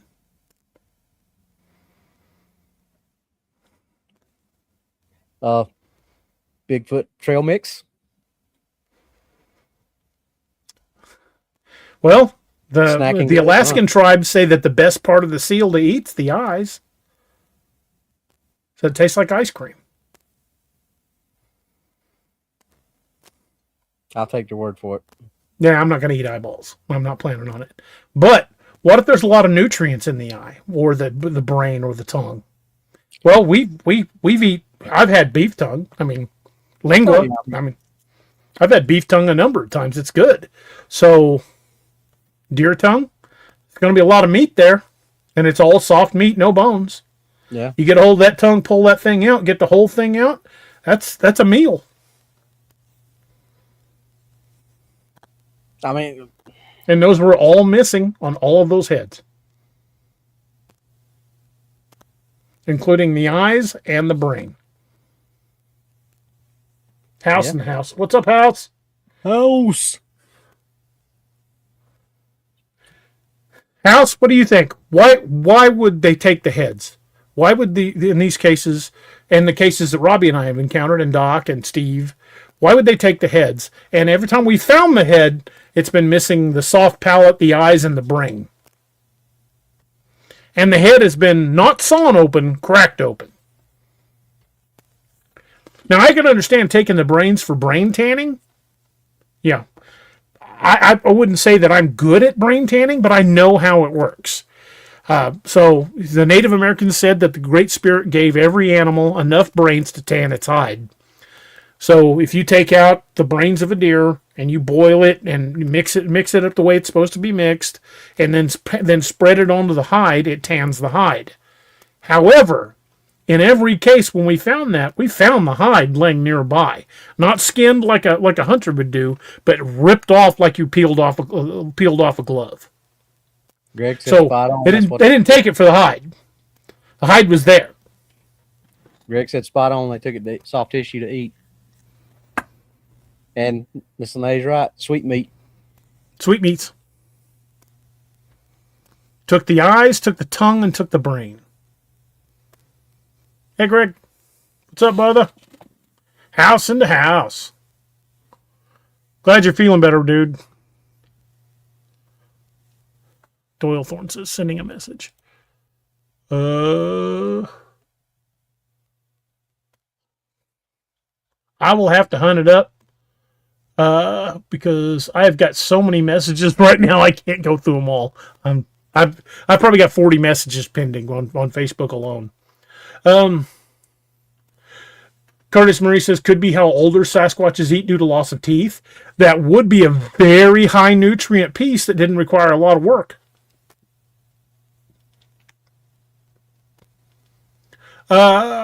Castor Pollock says, the brains have a lot of essential amino acids. Huh. Have you noticed that that a lot of times when they find remains from the missing 411, they talk about how the skull had been broken apart? Yeah. They find shards of the skull, not an intact skull, shards of the skull. What if these things do eat brains? If you go back and listen to Park Predators, where they're talking about all these serial killers that kill these people, a lot of those stories, when they find stuff, that's how they find the skulls. Stuff that they're trying to pin on these serial killers, these people they're doing this, because that's something that has always stuck with me is House says the organs have the most nutrient value, and that's what we found. We found most of the meat of the deer, but the organs were missing. We didn't even find the gut pile. And the head, we found the head, but it was missing all those pieces. In fact, that one we found, Robbie, remember that we found the horns a couple feet away, where basically like something grabbed the horns and twisted the top of the skull off. yeah, because it broke a little hole about that big. Yeah, because you could take it and just set it right back on there and it fit. Mm-hmm. What'd Wyatt say? Missed it. He says maybe the Gugway goes for the head and the face. Well, they do call them face eaters.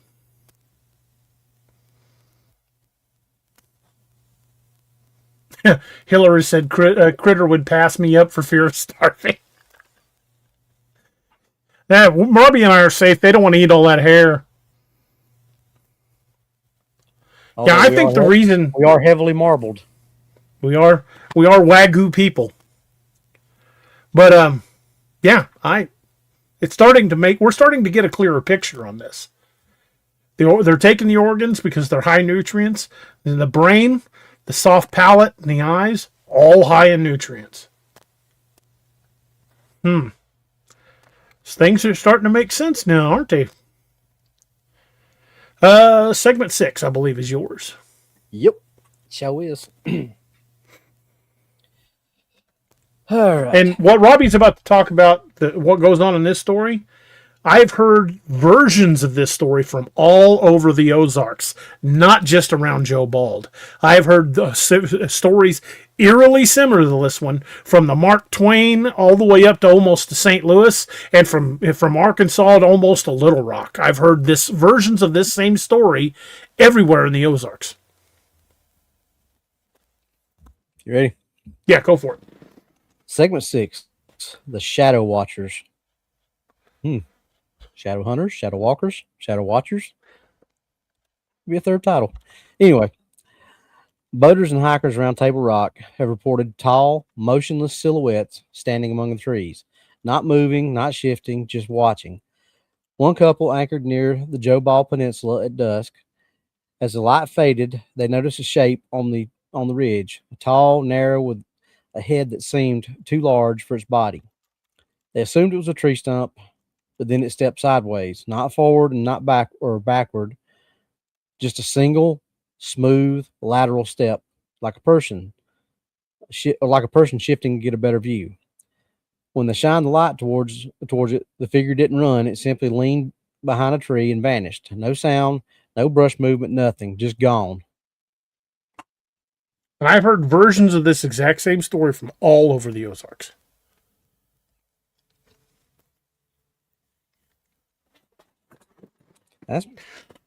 But there again, it's a lot of the same type of description, movement, and things like that you had in your video that we witnessed. That these other stories, I mean, the behavior is all similar. Like I said, the only outlier is the one that we said could possibly have been an Ozarks howler. That was completely different behavior, different movements, different. There was sound to that one. None of these others had any kind of sound to them. So, one old boy I talked about that had a similar experience to that. This was down by Eminence, Missouri, one of the campgrounds down off the Current River. He said that he was camping, was only a handful of people in the whole campground. And then he kept seeing something like that, only he went toward it. He wanted to see what it was. And he said when he went toward it, it backed off into the woods and kind of disappeared. So he kind of shined his light around and got ready to go back to camp and saw it again a little further away. So he followed it again. And then it did the same thing. It disappeared. And just as he's getting ready to go back to camp, he looked up, and there it was again, farther away. And he said, it was right on the tip of my tongue to just go after it. He said, I really wanted to know what this was, but then I looked back and realized how far I was from my campfire and said, this thing's drawing me out. I feel similar. Scurried his ass back to his campfire and stoked the fire.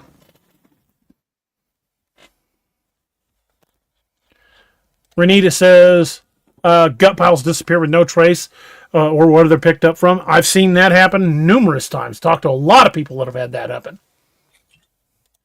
Robin Ray says, when a predator can take just the most nutritious portions from their prey, that indicates there's an abundance of prey, more than enough to sustain a population. Oh, there are tons of whitetail in Missouri, and that's just deer. They're now saying that the elk population that they released down by Eminence, Missouri, they're starting to see elk in the Branson area now, which means that population has exploded. So yeah, there's plenty of food out there, and rumor has it they're planning to release wood bison down in Berry County somewhere. All y'all need is the big woolly cows walking around in the woods. Well, Missouri Department of Conservation also said the other day that they were considering releasing gray wolves back in Missouri, and I'm here to tell you they're already here. Yeah, that night down in Joe Bald, we heard them. Yeah, they were across the cove. But didn't you say Eric has seen them on his property? He's got red wolves and gray wolves on trail cam out at his place.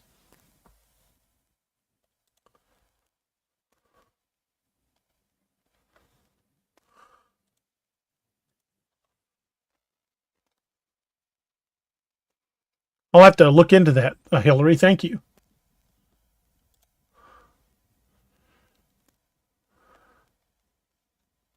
I don't blame you there. But again, yeah, this same kind of story appears all over the place, especially throughout the Ozarks. But even in other places, there's shadow figures in the woods. But interestingly enough, these shadow figures are acting just like all these other encounters we've read, with the exception they're acting intelligently. Yeah. So, but what one person describes as a shadow figure because they got it could be just these same dogmen that we're talking about. Wyatt, they released wood bison and elk. Yep. And you're not allowed to hunt either of them.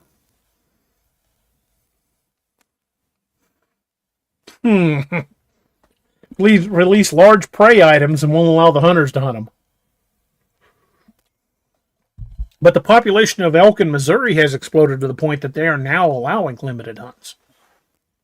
I'd say in the next 5 to 10 years, they'll probably even be expanding that into more scheduled hunts with elk. And I'm telling you, if you can get an elk, if you can get a single, they even say decent sized bull, not even a big one. Hell, if you even got a decent sized cow, you're going to fill most deep freezes. You're going to be giving meat away. Oh yeah. You're probably looking at 1,000 pounds of meat. Well, and a lot of those moose hunts they sponsor in Alaska. Yeah. What's his name from the Outdoor Boys? I watched him. He did a moose hunt, and he took enough to fill his freezer. He got three boys, his wife, and him. He took enough to fill his freezer up, and still gave away enough meat from one moose to feed an entire village.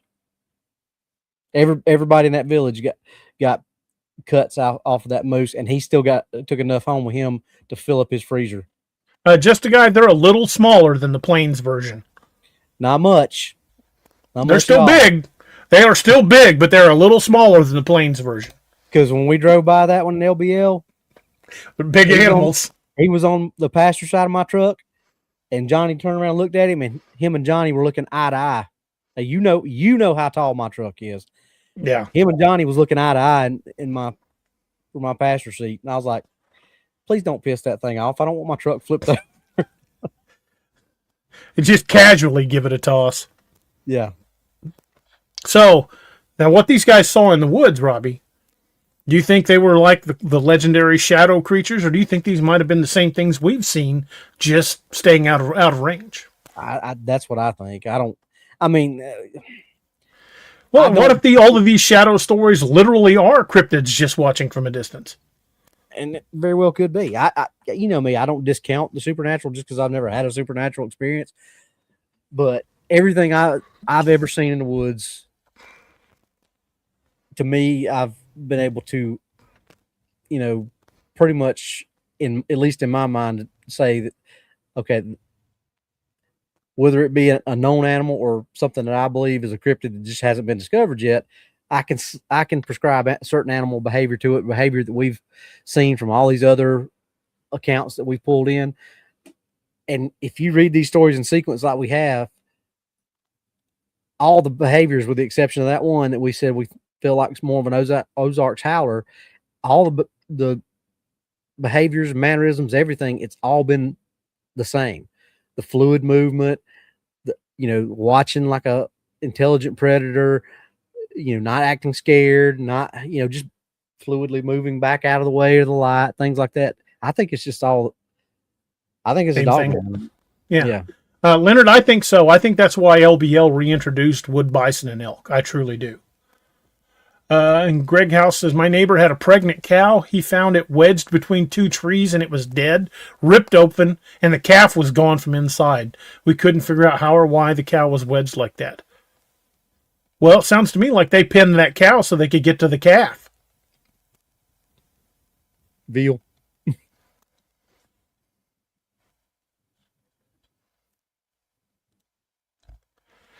That's freaky. That's freaky wild right there.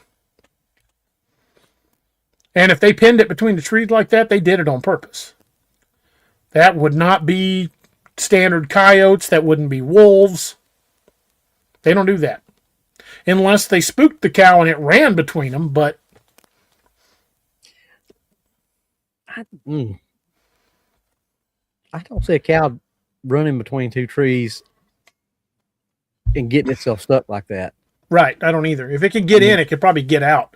That sounds to me more like something wedged it in there intentionally. I mean, I ain't seen Jeff in the chat tonight. He would be the one that could answer that question better than he was here earlier. I don't know if he's still here. Jeffro, if you're here, answer that question. Old milkman. Nightmare says they needed fresh veal. That's what I said. Veal. It's what's for dinner.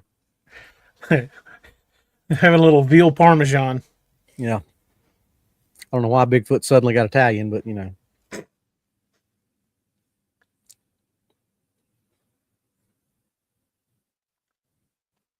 Oh. Angela Monroe says the Google says the wood bison is larger and the largest land mammal in North America. I thought they were a little smaller than the plains bison. I wasn't gonna argue with you, but I'm telling you, I showed you that video. That thing was tall. I've been up by buffalo in a vehicle, mind you. I didn't get out and try to pet the fluffy cows, but I've been in Yellowstone up close to those, and those things were as big as a small SUV. Well, that thing was every bit. I mean, its shoulders were above. I mean, were like the hump on its shoulder was like even with the top glass, and he turned his head, and like I said, him and Johnny were like dead eye to eye with each other. That's a big animal. That's a lot of beef on the hoof. Imagine getting one of those. And I would go out on a limb and say he at least weighed half of what my truck weighed, maybe even what my truck weighed. Yeah, that's probably 1,500-1,600 pounds of animal at the least. Yeah, Jerry, he's probably snoring in his noodles by now.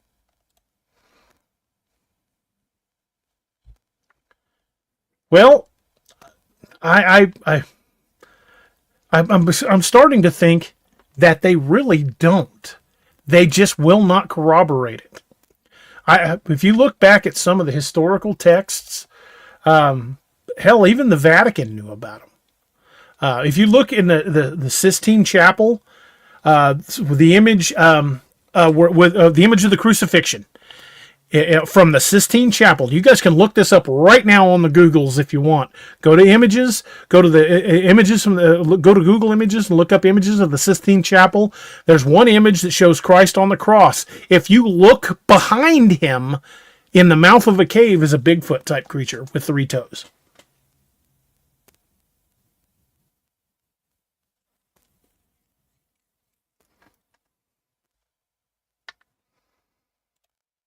Full-grown plains wood bison weighs around 2,200 pounds. So Holy simoleons. It weighs almost as much as my truck. I think my truck's 24. Yeah, that's a big animal. Hey, Roger. What's up, Raw Jer? Tell you, when you're driving on the road and that little son of a gun's walking beside your truck. Hey, we're running late. We got to pay the bills, man. Folks, we will be right back. We have to take a quick pause to pay the bills. We will be right back.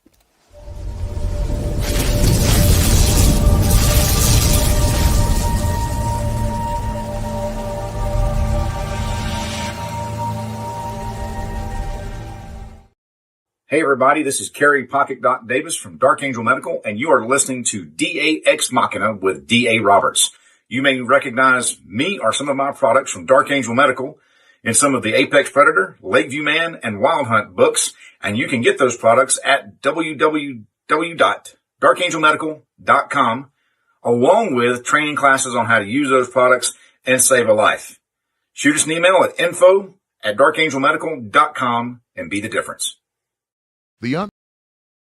The Unx Network presents a health and wellness spiritually based brand of hemp-derived CBD products made by Hopewell Farm in Harrogate, Tennessee. We apply our Cathara energy work with all of our plants and products. Our products made in small batches with only 2 ingredients of pure hemp, full-spectrum crude oil, and coconut-derived MCT oil. Third-party lab tested for potency and legal THC levels with 6 strengths of 1 ounce oil to choose from. Know what you're buying and get what you pay for from Hopewell Farm. Applied directly to a specific area, Hopewell Farm topical salve in 1 ounce and ½ ounce sizes made with pure hemp crude oil, comfrey extract, and all natural ingredients. Find the Hopewell Farm link and coupon code on the Unx Network website at unxnetwork.com. That's unxnetwork.com.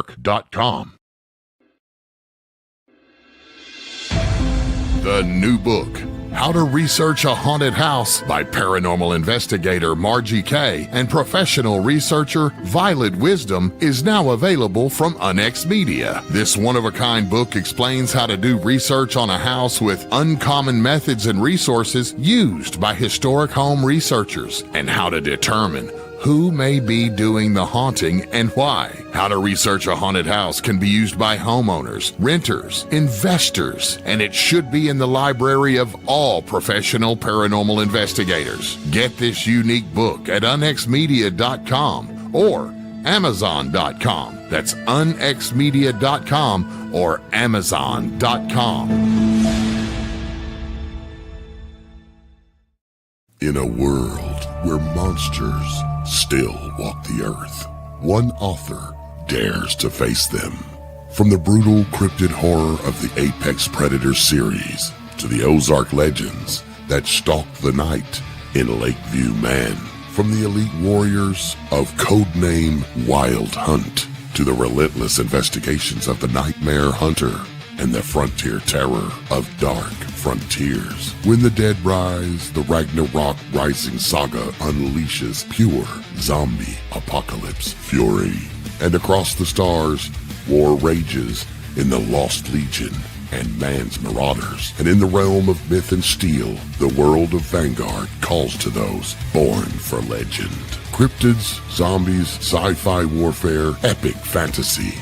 This is the universe of D.A. Roberts.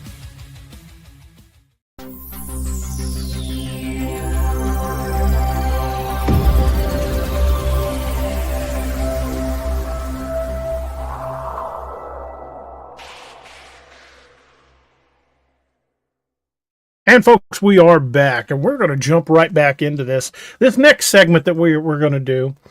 This one's a little bit different. Tonight, this section, we're not going to tell a story.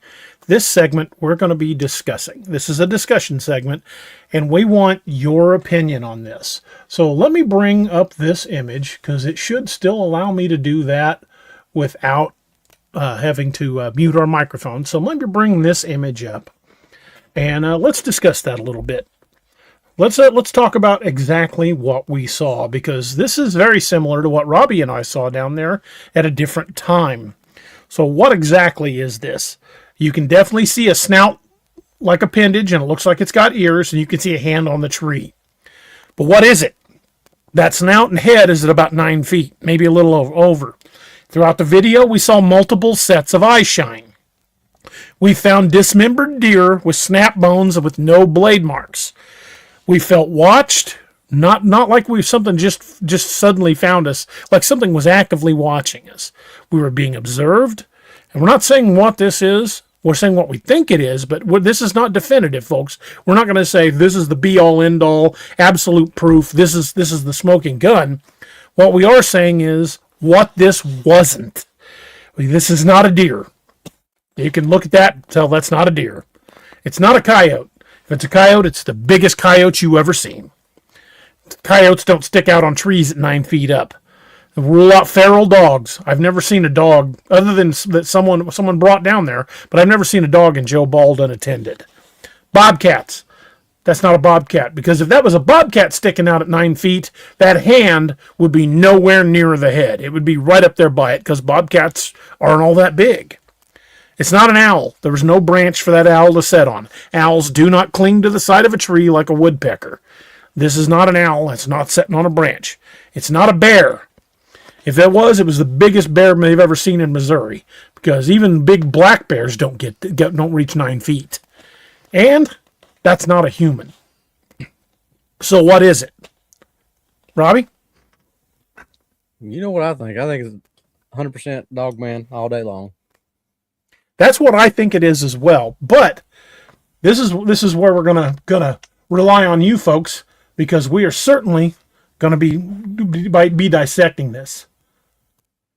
So if it's a Dogman, physical traits, upright, digitigrade stance, long canine muzzle, that I can see in the image, forward-facing eyes and the ears, between 7 and 10 feet, 9 feet is definitely between 7 and 9 feet, broad shoulders, that we can't tell because you really can't see the shoulders, long arms ending in clawed hands, and you can see those right there at the bottom of that circle. You can see the claws on the tree.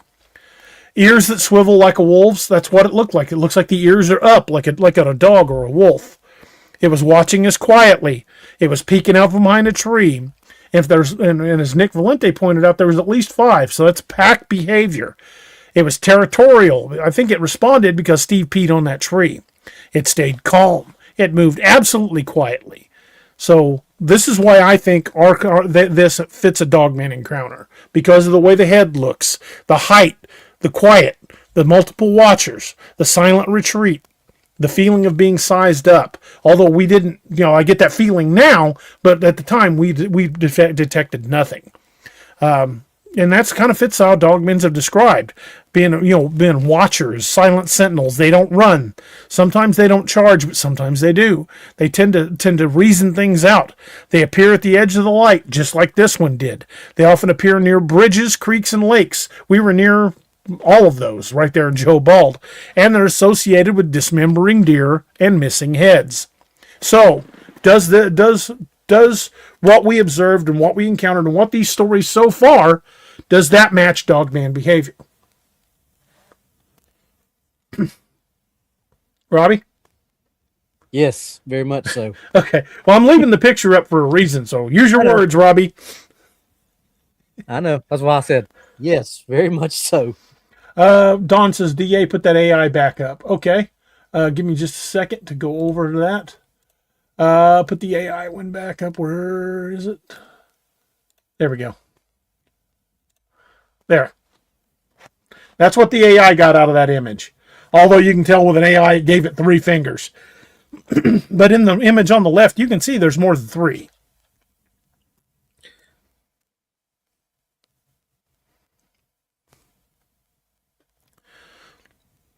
So, does this behavior match something that from Dogman encounters? Yes, it does. Why didn't it run? It wasn't afraid of us. It didn't see us as a threat in any way, shape, or form. But the question is, why didn't it attack? Why did it just watch us?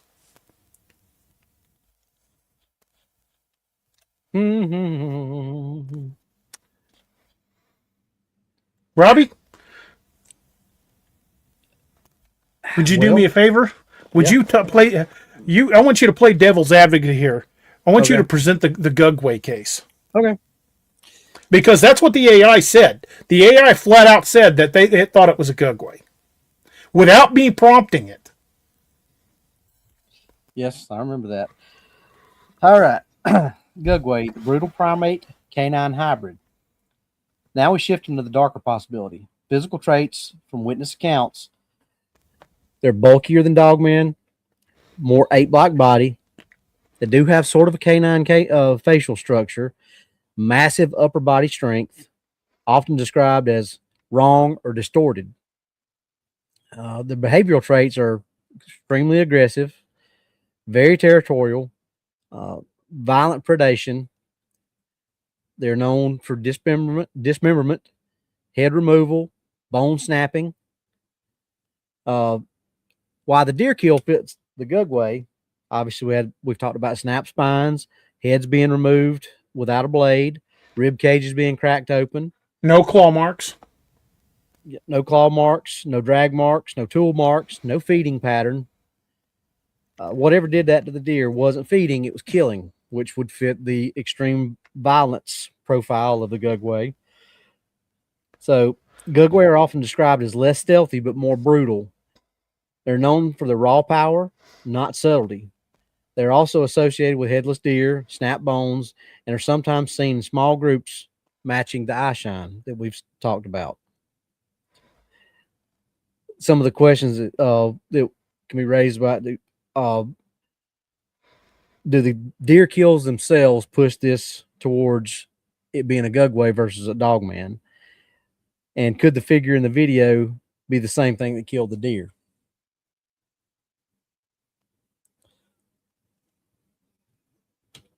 And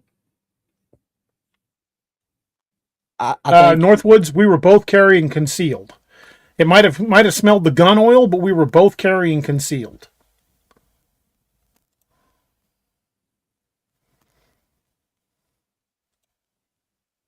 So, Robbie, I personally, I still lean toward Dogman. That was what my gut told me all that time ago. Even though the Gugway, I don't know if you could consider it, coincidence or what, but when I wrote Lakeview Man, I used Gugway. I mean, there's a lot of similarities, but there's also a lot of differences too. I think you can argue for or against either one. But I think if we're talking about the picture, when you start talking about the violence and the territorialism of the Gugway, I just have to say that if that had been a Gugway behind that tree, y'all would have known it.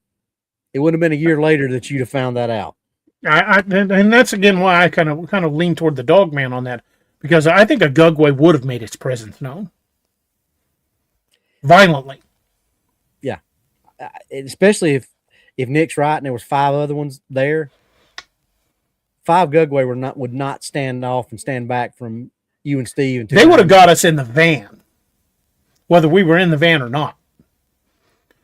If there'd been 5 Gugway there, we'd have been in a lot of trouble.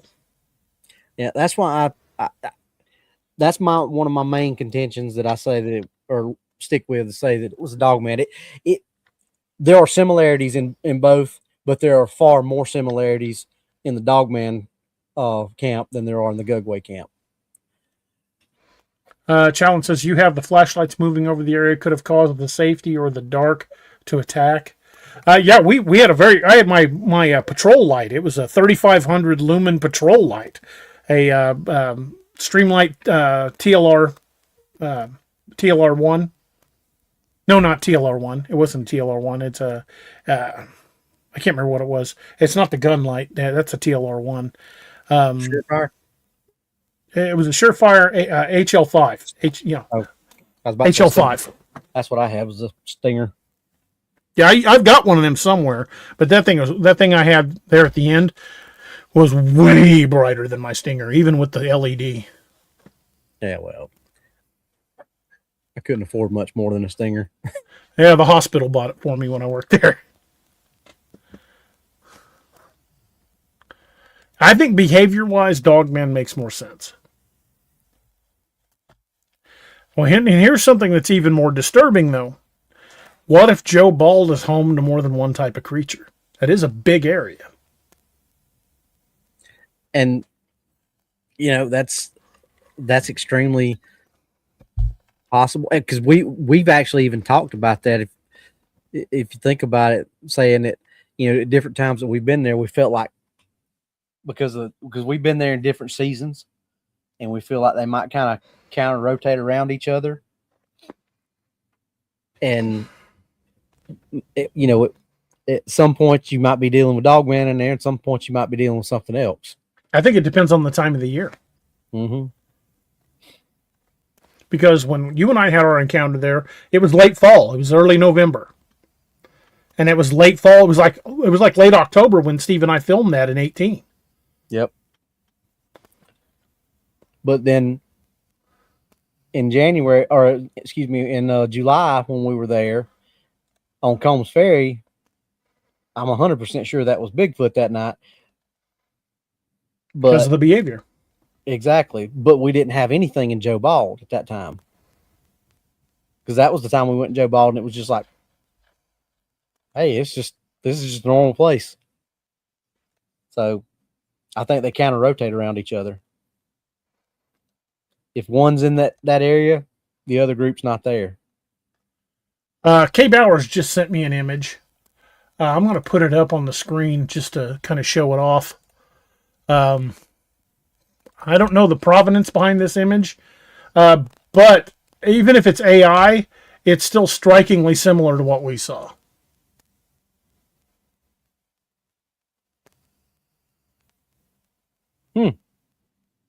Interesting. It's doing exactly what the one was doing with us. Peeking out like that. In fact, I wish I could compare those two. I'm going to put this up and then bring this one back up, because it's literally doing the same thing. Think about this while you're putting those together like that. Think about when me, you, and Noah were there. where we saw the eye shine, it was right beside a tree like that. Just it was doing that exact same thing. We just couldn't. Oh. We just didn't see anything but the eye shine. Hmm. Exact same thing. About 9 feet off the ground. Matter of fact, even on the same side of the tree. It was on. It was to our left, so it would have been on its right side of the tree, peeking out from its right. Nick Borer says, "What if they smelled the gun oil and were staying away because they were shot at before?" I would say they easily could have smelled the gun oil, but we were only carrying 9, so I don't think either of us was going to do much damage. Oh, Don Donaldson said DA could be underground thing there, like Jessica said she saw when remote viewed. I think that explains what those power boxes are for. I think there is something under Joe Bald. We've just never found any possible entrance or even any sign of like ventilation. But we did. I would like to go back out there and spend the day just walking around. But if you think about it, though, we did discuss that theory because you said something about all those old houses that are right around that area that are pretty much abandoned, but nobody does anything with them. Because remember we were talking, I said that would be a perfect place to have a hidden entrance to some of these places. Just an old house. It's just there that nobody thinks anything about. It's just an old abandoned house, but basically it's just a cover for an entrance or an exit. Right. So let's have a quick show of hands, everybody. Everybody sound off. Do you think it's a Bigfoot? Do you think it's a Dogman? Do you think it's a Gugway? Do you think it's something else? I'm coming down on the side of what we encountered being a Dogman. And that night that Robbie and I encountered, I think it was the same thing. I think it was the same creature. Yep.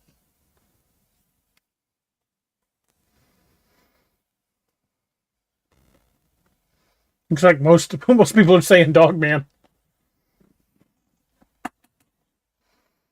Now, I'm going to throw that picture back up. Let you all decide for yourselves. And then you throw that right next to it, and it's literally doing the same thing.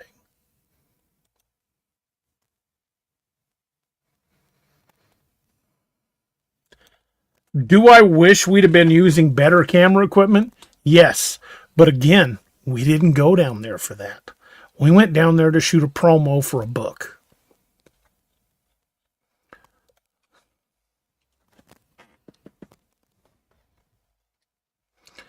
Arlen says, you'd be surprised how you can camo an entrance.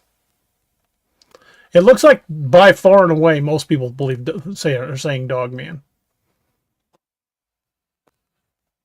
And that's really what I think it was as well.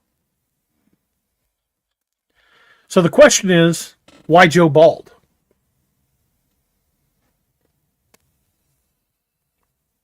Well, it is a big empty area, admittedly, but there are also houses nearby. But if they do have some kind of facility, maybe that's why you don't see them all the time there. I mean, you can ask that question about any national park, that if the government knows about these things, why do they let people go in? Because if they know about them, but you can't. Just a guy? Yes, it is a peninsula. You can't operate under the assumption that our government is so benevolent and, lots of words I'd use to describe our government. Benevolent is not one of them. Exactly. That's my point. I mean, you got to kind of operate under different assumptions. Challenge. It is technically kind of close to Combs Ferry, but it's on the opposite side of the lake and a few miles away as the crow flies. But it is in the same section of the lake. But Table Rock is a big lake. Miss Lene says maybe they've been there longer than humans have. I would definitely agree with that.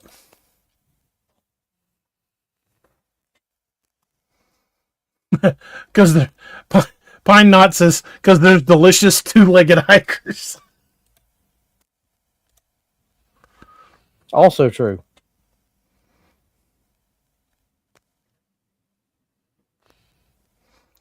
Northwood says there are what appear to be houses in the middle of nowhere in Montana and Wyoming, but those are surrounded by fence that's topped with razor wire and has armed security inside.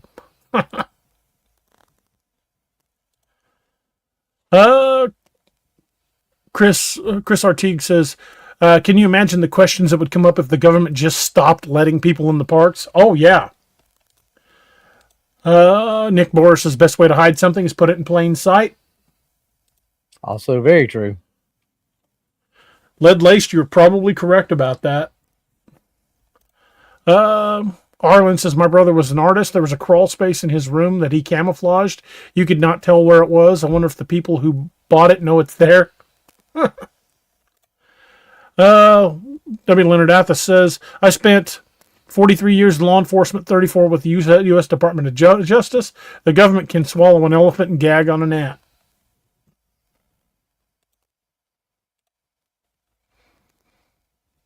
Lone Queen says, maybe the parks get much of the funding for facilities from the tourists. Yeah, where's all that money going? Well, Miss Lene is absolutely correct. This channel is for entertainment purposes only. But we've said it before. This is a $33 billion a year industry that the national parks bring in. That's a lot of money. Mm-hmm.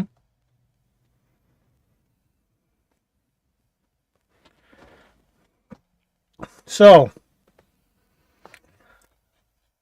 going back to this image right here. This one still changed everything. This started our path of digging into the abandoned campgrounds. This is what led us to the theory, the peninsula theory. This is what led us to Combs Ferry. This is what led us to Big Bay. Heck, this is even what led us to Drury-Mincy, because we started noticing a pattern of closed campgrounds. So this is the one photo, one image, the one still that can trace back to 60% of our theories, right, Robbie? Yep, I would say that's a safe number to put on it. Probably more, but yeah, maybe even more. Because while I was a firm believer in cryptids before this, while I'd had some interesting encounters as a kid, I didn't have a visual sighting. This was a paradigm shift for me, because it went from being I believe they're out there to we caught something on camera. Yeah, I feel you on that. Having that, it's one thing to believe, and even having the sighting that I had when I was so young. Even though I still, and I'm speaking like before, I started getting on the show and everything, before I really started talking about it and getting into it and things like that. Even though I still believed it, there's still times when you're like, well, did I just imagine that? Did I really see that kind of stuff? Am I just crazy? You have those thoughts. And then when you get into this and you start seeing stuff like that, and you have the encounters and experiences that you and I and Doc and Noah and Steve have all had, it's satisfying, and it's reassuring to have that confirmation, right? Because it goes, believing in yourself is one thing, but when you get that validation from things like that, it's just like I said, reading these accounts tonight validates your video that you and Steve did. Mm-hmm. Thank you, Chris. Appreciate that. Don Donaldson, so maybe they control them from underground. Hide is why they never attacked. Maybe. Yeah. K. Bowers, there's a fine line between believing and knowing.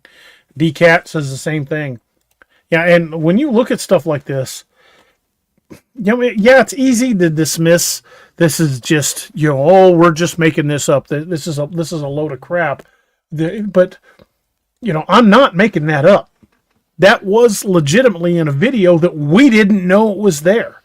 And the part that I still find the most compelling about this, the part that really sticks with me, is just how close we got to that tree and didn't know it was there. Yeah. That's the part that still makes me kind of really stop and think about it, because, like I said, I was still a cop on active duty then. I was trained to observe. I was paranoid. Ask Robbie; he knows what it's like. I looked for a threat everywhere I went, and I walked right up to that tree and never felt a thing. And that really bugs me.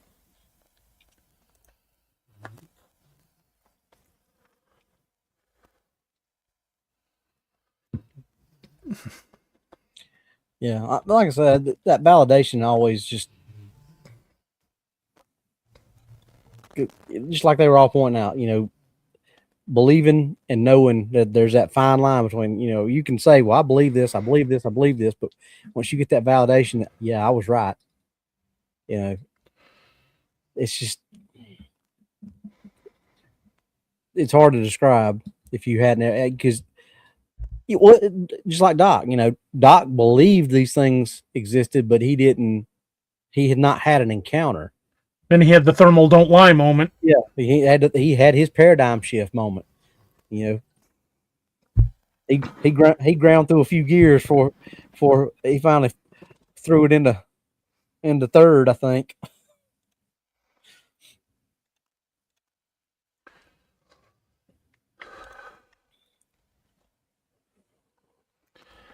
Roxanne, that's entirely possible, because without a doubt, if it had wanted us, it would have got us. We were so close to that thing and so lightly armed, we could not have stopped it. Plain and simple, if it had wanted us, it would have got us.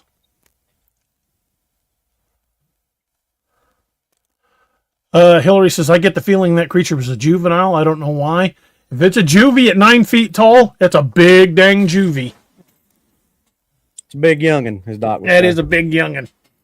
Knightley says, D and Robbie, were y'all scared, curious, or confused about what you saw or heard? I tell you, that night in Joe Bald with me and Robbie, I wasn't scared until we were already leaving the park. That's when then the adrenaline faded and I started feeling fear. But at the time we were in there, I was just so keyed up. I mean, I was telling Robbie, hey, maybe you ought to fall back. I think this thing's pulling us in.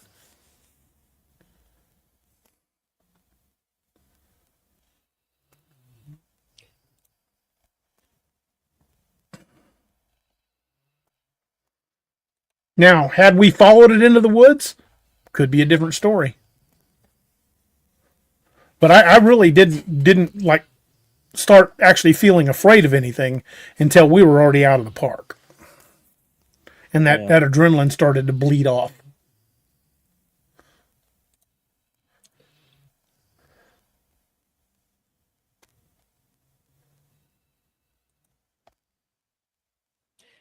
Well,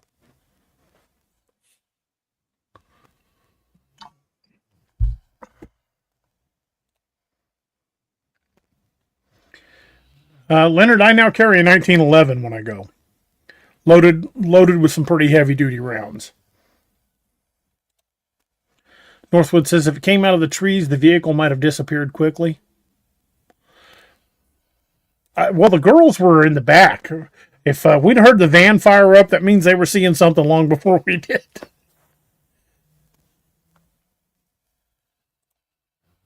K. Bowers, yeah. I would definitely throw your OODA loop in a spin. yep. Definitely interrupt that OODA loop. That it definitely did. I tell you want to see an interrupted OODA loop. I wish I'd had video when Robbie found that track between his legs. Yeah, the gears were definitely spinning there. Like, holy crap. Doyle says, good night all. Work comes early in the morning. Great show. Thank you much, Doyle. You have a great night. Thank you for being here. So as we're winding this show down, because we're well past our 2 hour mark, as we're winding this show down, again, I'm going to leave this all to you folks. Let you guys decide for yourselves what we captured on video. We captured something. I can tell you what it's not with a degree of certainty, but I can't tell you what it is with any degree of certainty. I can tell you what I believe it is. I can tell you what I felt like it was. But at the time we shot that footage, we didn't know it was there. We didn't know for almost a year.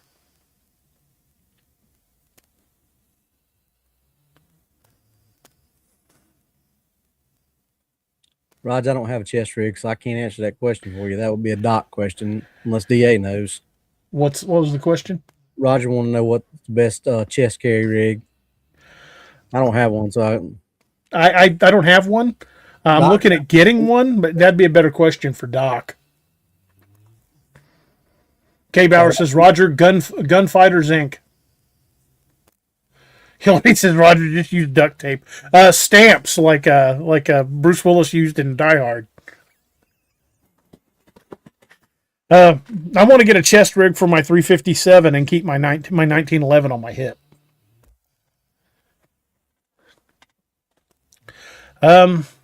But, like I said, as we start winding things down, folks, in the end, it is up to you what you guys believe.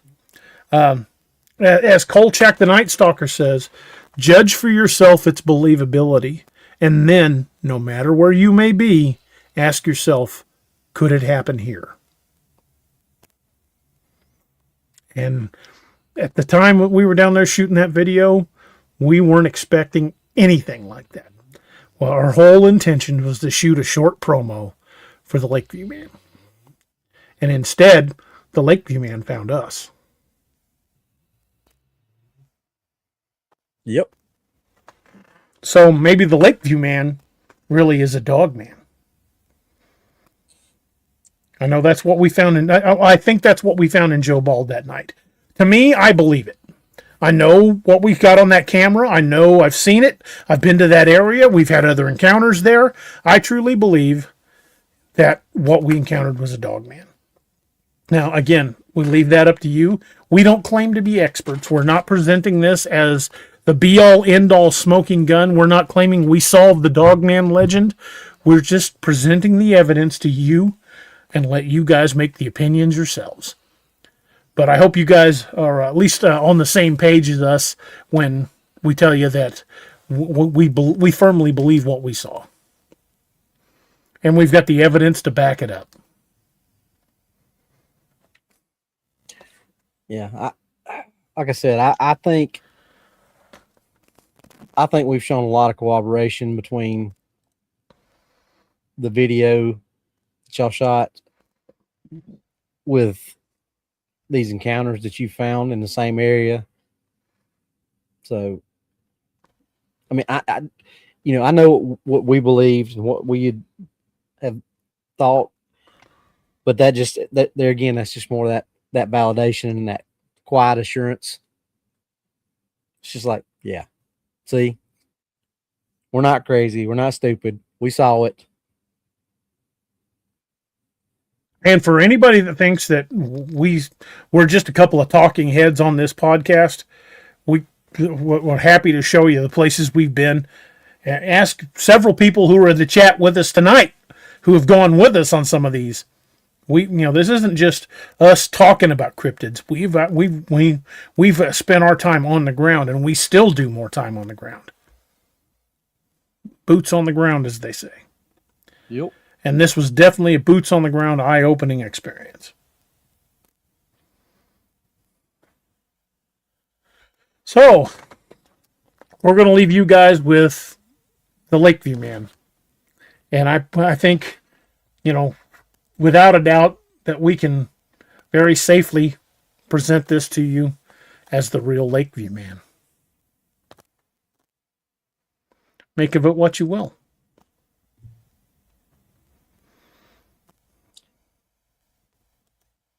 Robbie, we've already heard from Doc tonight about Dark Angel Medical. Why don't you tell us a little bit about Scalawag Tactical as we start winding things down? Scallywag Tactical, another one of our great affiliates from a veteran, another veteran-owned company. Craig and his crew, excellent, excellent, excellent blades. There's not a thing that you would need a knife for that you can't find the right blade on that website to meet your need and suit your needs. You're not gonna. Some of the blades are kind of pricey. Some of them are really good price, but they're all really high quality. So go check them out. Tell them we sent you. Use code DA Roberts 10 at checkout and get yourself 10% off. I don't know that if the blemish blades are ever going to come back. It hadn't been on there in a long time. In a while. So, but there again, if they ever shows back up, that discount code stacks on top of that too. So that me and DA both have gotten a lot of our blades off the blemish blade stuff. But they don't make the gunner's mate anymore, but the Redonda, and they make it in the Tanto point and the spear point. I'm gonna tell you, I've had a lot of blades in my hand. This is one of the most solid, best feeling blades that I've ever put in my hand, and I still love my gunner's mate is in my gear bag in the back of my truck, so I carry my gunner's mate everywhere. But this is a very close second. They've got some really good blades, and that's one thing that you really, really need is a good blade. You can do a lot if you've got a good blade. So exactly. Go see them. Tell them we sent you. DA Roberts 10 at checkout. And don't forget to check out the good folks over at SigWoArms.com. Sigwo is a local firearms manufacturer. They make everything, just anything you can imagine. And if you want anything from ammunition to whisper pickles, those are your folks to talk to. They've got great deals every day. They've fantastic deals on ammunition. I bought 200 rounds of 9mm hollow point for $54. That's a steal for hollow point. They make some fantastic firearms. They are the ones, if you want a codename Wild Hunt or Dark Frontiers logo etched in the receiver or on the barrel of anything you choose, those are the guys that can do it. They're the ones that are licensed to do that. And check them out. Don't forget for Sigwo to use discount code Bigfoot5 to get 5% off your order. They're another veteran-owned company, and we're proud to support them. Before we head out, though, Robbie, tell us a little bit about the books. Why don't you start with Miss Luca? Luca, who is DA and mine, very, very, very talented cover artist, also writes her own books. She writes in the same genre and style that DA and I do. A lot of law enforcement-based cryptid stuff. Her character, Nicole Beretti, is an excellent character. If you like the characters DA and I write, you're going to love her stuff. I just finished Savage Rogue. Getting ready to start on Red Eyes, I think, next. She's really, really good. Writes really good books. I think she's got 11 or 12 out. I thought it was 14, but I could be wrong. Well, she's working on her latest one that might make it 14, but I think the other night when she was on, somebody asked her, I think she said 11 or 12. So this new one may be 14 or 13, I mean. So anyway, she's got over 10 out. Fantastic writer. Yeah. And like I say, if you like the last couple of covers on mine and DA's books, they came from her. She does our covers, and she does a really good job at them. So go check her out. Give her some love. Go check out mine and DA's books. Well, you can find Luca's books either lucatjacobs.com or on Amazon. You can find DA's books at daroberts.net or on Amazon, and you can find my books on Amazon. DA's working on 38 now. This will be 38. Leviathan Down's going to be the 38th one coming out. Is that still the plan? That's the plan. And I've been back and forth on which one I'm going to put out first, but I think I've made up my mind, and I've decided that I'm going to put Shadow Hunters out first, which is going to be the East Coast division of the Wild Hunt. It's going to be Shadow Hunters Project Manticore, and I'm about 37,500 words into it. Just about to start chapter 14. So look for that in the next week or two, maybe by the end of January. Hopefully sooner than that, but definitely. And by the all of you alpha readers, be looking for an update tonight. I'll be sending out to the alpha readers to check out the most recent update. Codename Wild Hunt Leviathan Down is just about 30,000 words and climbing. So about halfway there. Anyway, Robbie, sorry, go ahead. No, I was just gonna say, go check our books out. Leave us comments. Leave us reviews, because in the indie author world, reviews matter. If you like the book, like DA said, he says it all the time. You don't have to write, a paragraph. If you just write a good book, if you liked it and enjoy it, help us out that way, because once it's 100 reviews before they start pushing it, the algorithm. It's at least 50. 50 is where they start. At 100, they actually include it in the newsletters. Yeah. And, what was it, 2 months ago that we both showed up in that horror quarterly thing? Mm-hmm. Yeah. Cryptid Quarterly. Cryptid Quarterly, yeah. A couple months ago, well, Luca too, all three of us actually showed up in the Cryptid Quarterly. I think I got honorable mention for, was it Howl the Night Wolf that got honorable mention? I think it was Howl the Night Wolf. Yeah. I just checked. Absaroka's is at number 4 in Western horror, so it slipped a little bit. Yeah. But and usually Luca and I are both we both write in the what category is that we folklore. Luke and I are usually like all around each other with our books in that category. DA's got Western horror sewed up with Dark Frontiers. I think at one time, when you had 5 or the first 4, I think, like 1, 2, 3, 4, and maybe 5 or 5th if you had them. I'm gonna go look and see if that's still the case. I mean, you at one time you had like the top 5 spots with the Dark Frontiers books. So go help us out. I'm gonna look. Let me Devil the Absarokas is the Dark Frontiers. Let's go to Western horror fiction. Okay, I'm Devil the Absarokas is at number 4 in Western horror. Cry of the Wendigo is number 16. First Hunt is 17. And Howl of the Wolfman is 19. So I'm in the top. Every one of the Nightmare Hunter books are in the top 20 in Western horror currently. Demon of Palador is at 21. So every one of them are in the top 21. See? So that's awesome. But there's a lot of good names in there too. Yep. Nick Morris is DA, the wife read Heart of Iron. She likes it, but you may have some very good explaining to do about the ending. Yeah, that ending made some folks unhappy. Thank you, Arlen. Appreciate that, brother. But yeah, you can find all of our books on Amazon.com. You can find Lucas at lucatjacobs.com. You can find mine at daroberts.net. And once I finally get the website done, you'll be able to find everybody on the nightmarehunter.com. So that's coming soon. Trying to think, is there anything else we need to cover, brother? I think that's it, other than our send off. Okay. Well, folks, we appreciate you guys hanging out with us. We've had a great time. At the end of the night, I always want to mention the 22 a Day Foundation. We lose 22 veterans a day to suicide, and that is unacceptable. Although they're saying the numbers may be as low as 17 a day now.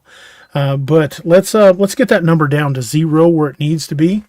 Check on your friends and family that are first responders. Check on your loved ones that have served in a uniform. Doesn't matter what capacity. Let them know you're thinking about them. Let them know you care, because they should not be fighting those demons alone. Don't let the hard days win. Reach out. Check on your battle buddies. Check on your friends. And again, let's get 22 a day down to 0.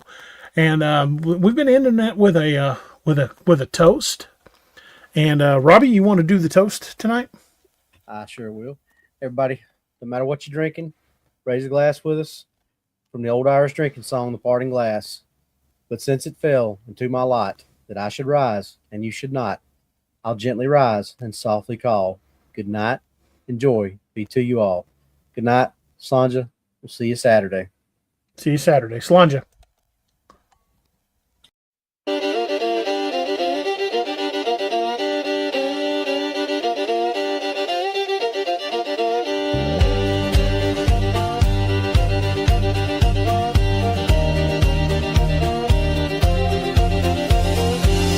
Plains, the winds are howling, saloon doors swinging, shadows growling. 3 lawmen stand tough as rawhide. Yeah, Doc and DA, nothing can abide. Whiskey shots and poker faces, staring down the darkest spaces in this town where legends roam. These boys bring justice, sending evil home. Cryptid lawmen, wild and free, hunting monsters for all to see. With silver bullets and grit of steel, they fight the darkness, make the demons squeal. From dusty canyons to moonlit plains, justice rides with wind and rains. Cryptid lawmen, a fearsome sight, standing tall against the endless night.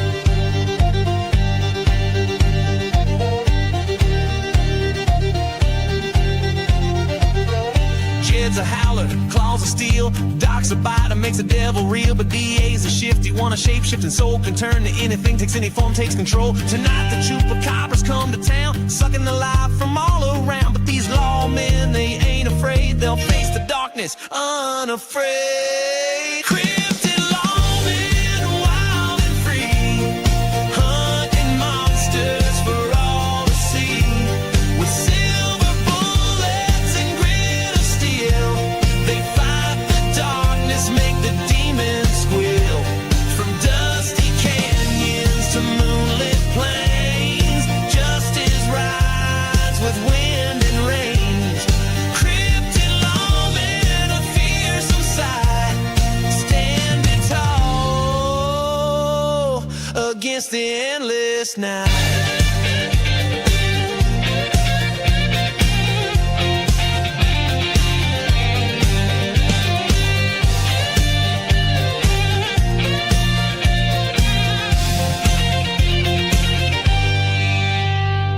Full moon rises, bat wings flap, the air grows cold, a chill and trap. But these lawmen, they're ready to fight underneath the pale moonlight. Jed and Doc transform with a howl. DA shifts, becomes a night